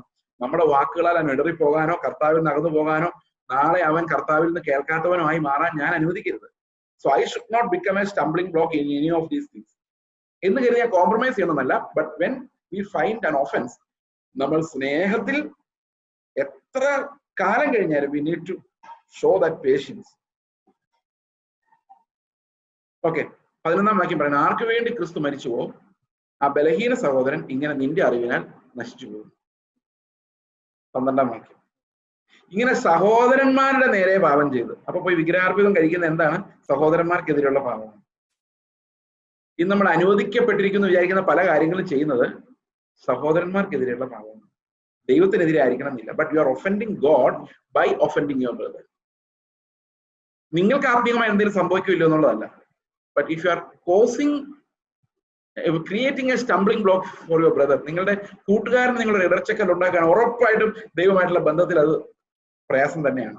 കാരണം അത് നമ്മുടെ സാങ്ക്ടിഫിക്കേഷനെ ബാധിക്കുന്ന കാര്യം തന്നെയാണ്. അവരുടെ ബലഹീന മനസാക്ഷിയെ ദണ്ഡിപ്പിക്കുമ്പോൾ നിങ്ങൾ ക്രിസ്തുവിനോട് പാപം ചെയ്തു. ഒരു കുഴപ്പമില്ലാതിരുന്ന സാധനമാണ് വിഗ്രഹാർപ്പിതം അല്ലേ? അത് പറഞ്ഞത് തുടങ്ങിയത് അങ്ങനെയല്ലേ? ഇതിനകത്തൊന്നുമില്ല, വിഗ്രഹം ഇല്ല എന്നൊക്കെ പറഞ്ഞു തുടങ്ങിയത്. അകത്തോട്ട് പോകുന്നൊന്നും മലിനമാക്കുന്നില്ല, ഇതൊക്കെ പറഞ്ഞു, ഒക്കെ സംബന്ധിച്ചു. പക്ഷെ അവസാനം പറയാണ്, കർത്താവ് അവന് വേണ്ടി മരിച്ചാന്ന് ഓർക്കാതെ നീ അവനെ നിന്റെ അറിവ് വെച്ച് ആക്രമിക്കുമ്പോൾ സംഭവിക്കുന്നത് ഒരു പ്രയോജനമില്ലാത്ത കാര്യം വെച്ചുകൊണ്ട് നീ കർത്താവിനോടായി ആ പാപം. കർത്താവിനോട് പാപം ചെയ്യുന്നതിനെ ബലഹീന മനസാക്ഷിയെ ദണ്ഡിപ്പിക്കുമ്പോൾ അവരുടെ ഉള്ളിൽ ഒരു വേദന കടത്തിവിടുമ്പോൾ ക്രിസ്തുവിനോട് പാപം ചെയ്യുന്ന ആളായിട്ട്. ഇവിടെ നമ്മൾ വളരെ സൂക്ഷിക്കണം. നമ്മുടെ അറിവ് എപ്പോഴും സ്നേഹത്തിലേക്ക് നയിക്കണം, ഒരിക്കലും ഒരു ആർഗ്യുമെന്റിലോട്ട് നയിക്കരുത്. 13-ാം വാക്യം, ആകയാൽ എന്റെ ആഹാരം എന്റെ സഹോദരന് ഇടർച്ചയായി തീരുമെങ്കിൽ എന്റെ സഹോദരൻ ഇടർച്ച വരുത്താതിരിക്കേണ്ടതിന് ഞാൻ ഒരു നാളും മാംസം തിന്നുകയില്ല. പെട്ടെന്ന് മാംസത്തിന്റെ കാര്യം അവിടെ കൊണ്ടുവന്ന് വെച്ചിരിക്കുന്നു. അന്നത്തെ കാലത്ത് ഈ വിഗ്രഹാർപ്പിതം എന്ന് പറയുന്നത് പ്രധാനമായിട്ടും എനിക്ക് തോന്നി മൃഗങ്ങളെ അർപ്പിക്കുന്നൊക്കെ പരിപാടിയായിരുന്നു. അപ്പൊ ഈ മൃഗങ്ങളെ അർപ്പിക്കുന്ന മാംസം, വിഗ്രഹാർപ്പിതമായ മാംസത്തെ കുറിച്ച് ആയിരിക്കും അവിടെ പരാമർശം. അപ്പൊ പൗലോസ് പറയാണ്, ഒരു മാംസം കഴിക്കില്ല എന്ന് പറഞ്ഞാൽ അങ്ങനെ വേണമെങ്കിൽ അങ്ങനെ. ഇനി വിഗ്രഹാർപ്പിതമായ മാംസം അല്ല, ലോകത്തിൽ ഒരു മാംസം കഴിക്കണ്ടെന്ന് വെച്ചാലും സഹോദരൻ ഇടർച്ചയാവുമെങ്കിൽ കഴിക്കണ്ട. ഞാൻ നേരത്തെ ജീസസ് മിഷൻ എന്ന് പറഞ്ഞൊരു പ്രസ്ഥാനത്തിലാണ് വർക്ക് ചെയ്തത്. ജീസസ് മിഷന്റെ നോർത്ത് ഇന്ത്യയിലെ മിഷണറിമാർക്ക് ഇൻസ്ട്രക്ഷൻ ഉണ്ട്, ഒരു കാരണവശാലും ബീഫ് കഴിക്കരുത്, വീട്ടിലുണ്ടാക്കരുത്, കുക്ക് ചെയ്യരുത്. നിങ്ങൾക്ക് സീക്രട്ട് ആയിട്ട് കിട്ടുമായിരിക്കും, കഴിക്കരുത്. കാരണം എന്താ വെച്ച് കഴിഞ്ഞാൽ ആ സമൂഹത്തെ ഒഫൻഡ് ചെയ്യരുത്. നിങ്ങൾ അവരുടെ കൂടെ നിൽക്കും, അവരുടെ ഭക്ഷണ രീതികൾ മതി. ഇത്തിരി രുചി വേണ്ടെന്ന്, ഇത്ര കുറച്ച് മതി. But that brother is more important than your food. അതുകൊണ്ട് നമ്മൾ ബീഫ് അനുവദിക്കണം എന്ന് പറഞ്ഞുകൊണ്ടൊന്നും ബഹളം വയ്ക്കേണ്ട കാര്യമൊന്നുമില്ല. ഇന്ത്യയിൽ കൂടുതൽ ആൾക്കാർ എന്താണ് കഴിക്കുന്നത്? നമുക്കിത് കഴിച്ചില്ലല്ലോ, എന്തെങ്കിലും കുഴപ്പമുണ്ടോ? ഒരു കുഴപ്പമില്ല. നമ്മളിത് തിന്നാനുള്ള അവകാശത്തിന് വേണ്ടി പോരാടേണ്ടവരൊന്നുമല്ല. We don't have a role there. നമുക്ക് അവിടെ ഒന്നും റോളില്ല. നമ്മുടെ സഹോദരൻ ഇടർച്ച വരുന്ന ഒരു കാര്യവും ചെയ്യാതിരിക്കുക. Don't cause a stumbling block. അതുകൊണ്ട് അത് ഇടർച്ച വരുത്തുന്നുവെങ്കിൽ, അതുകൊണ്ടാണ് റോമർ 14 ഞാൻ പറയുന്നത്. റോമർ 14 ഇതേ കാര്യങ്ങൾ 1-2 കാര്യങ്ങൾ അവിടെ ആവർത്തിക്കുന്നുണ്ട്. നമുക്ക് ആ റോമർ 14 നോക്കാം. ജസ്റ്റ് 1-2 പോയിന്റ്സ് മാത്രം 5 മിനിറ്റ് നമ്മളിത് തീർക്കാൻ പോവുകയാണ്. റോമാലേഖനം 14-ാം അധ്യായം.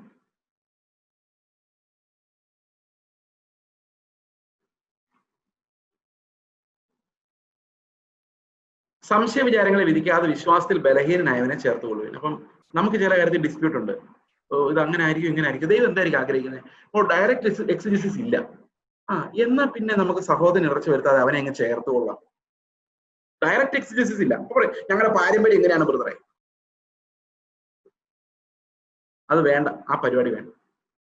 സംശയ വിചാരങ്ങളെ വിധിക്കരുത്. നമുക്ക് ഡോക്ടറിനലി 100% ബിബ്ലിക്കൽ എക്സിജിസിസ് വഴി ഒരു കാര്യം മനസ്സിലാകുന്നില്ലെങ്കിൽ അത് വെച്ചുകൊണ്ട് ഒരു സഹോദരനെ വിധിക്കരുത്. നമുക്കത് ബൈബിൾ എക്സിജിസിസ് വെച്ച് നമുക്ക് വ്യാഖ്യാനം വെച്ച്, അതായത് pure word by word grammar വെച്ചുള്ള വ്യാഖ്യാനം വെച്ച് നമുക്കൊരു കാര്യം സ്ഥാപിക്കാൻ പറ്റുന്നില്ലെങ്കിൽ നമ്മൾ നമ്മുടേതായ ഒരു കൺവെൻഷൻ വെച്ച്, കൺവെൻഷൻ എന്ന് പറഞ്ഞാൽ നമ്മൾ റോഡിൽ നടന്ന കൺവെൻഷനെ കുറിച്ചല്ല, ട്രഡീഷൻ വെച്ച്, പാരമ്പര്യം വെച്ച് നമ്മൾ മറ്റൊരാളെ ആക്രമിക്കരുത്. ആ ബലഹീനനെ നമ്മൾ ചേർത്ത് നിർത്തുകയാണ് വേണ്ടത്. കാരണം ആ ബലഹീനനായ മനുഷ്യനാണ് നമ്മുടെ പാരമ്പര്യത്തെക്കാളും വലുത്. 2-ാം വാക്യം പറയുന്ന, ഒരുവൻ എല്ലാം തിന്നാമെന്ന് വിശ്വസിക്കുന്നു, ബലഹീനനും സസ്യാദികളെ തിന്നുന്നു. അപ്പൊ സസ്യങ്ങളെ മാത്രം തിന്നുന്നത് ബലഹീനനാണ്. കാരണം അവൻ ഈ മൃഗങ്ങളെ കൊല്ലുന്നു, അയ്യോ എന്നൊക്കെ ഒരു ഫീലിംഗ്. മനസ്സിന് വലിയ ബലമില്ല. മനസ്സിന് ബലമുള്ളവൻ എല്ലാത്തിനും അറുത്ത് തിന്നുന്നു, അത് വലിയ പ്രശ്നമല്ല അവന്. അപ്പൊ അങ്ങനെയുള്ളവൻ ഇവനെ വിധിക്കരുത്, ഇവൻ അവനെ വിധിക്കരുത്. മറ്റൊരുത്തന്റെ ദാസനെ ദൈവം അവനെ ഇവനെ കൈക്കൊണ്ടിട്ടുണ്ട്, തിന്നുന്നവനെ തിന്നാത്തവനെ കൈക്കൊണ്ടിട്ടുണ്ട്. അപ്പൊ അതാണ് തീറ്റയെ കുറിച്ച് പറയുന്നത്. അത് ഇവിടെയും അവിടെയല്ല അത് പറയുന്നത്. ഇനി 5-ാം വാക്യമാണ് നമുക്ക് കൊരിന്ത്യലേഖനത്തിൽ ഇല്ലാത്തൊരു വാക്യം. ഒരുവൻ ഒരു ദിവസത്തെക്കാൾ മറ്റൊരു ദിവസത്തെ മാനിക്കുന്നു, വേറൊരുവൻ എല്ലാ ദിവസങ്ങളെ മാനിക്കുന്നു.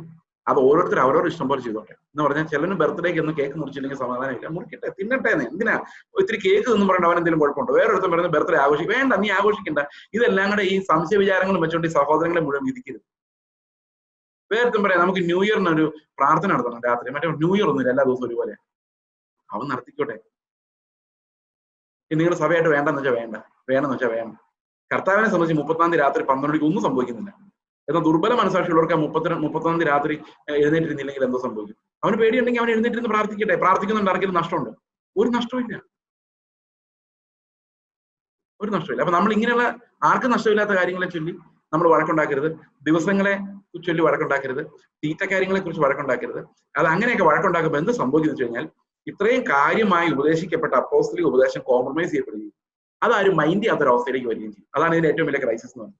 നമ്മൾ തമ്മിൽ സംസാരിക്കുമ്പോഴല്ല ഇങ്ങനെയുള്ള പെരിഫറൽ കാര്യങ്ങളെ കുറിച്ചുള്ള തർക്കവിതർക്കങ്ങളിലേക്ക് പോയിട്ട് ശരിക്കും എന്താണ് അപ്പോസ്റ്റലിക് ടീച്ചിങ്, ഇന്ന് എന്താ സഭകളിൽ ഇതൊന്നും നടക്കാതെന്നറിയോ?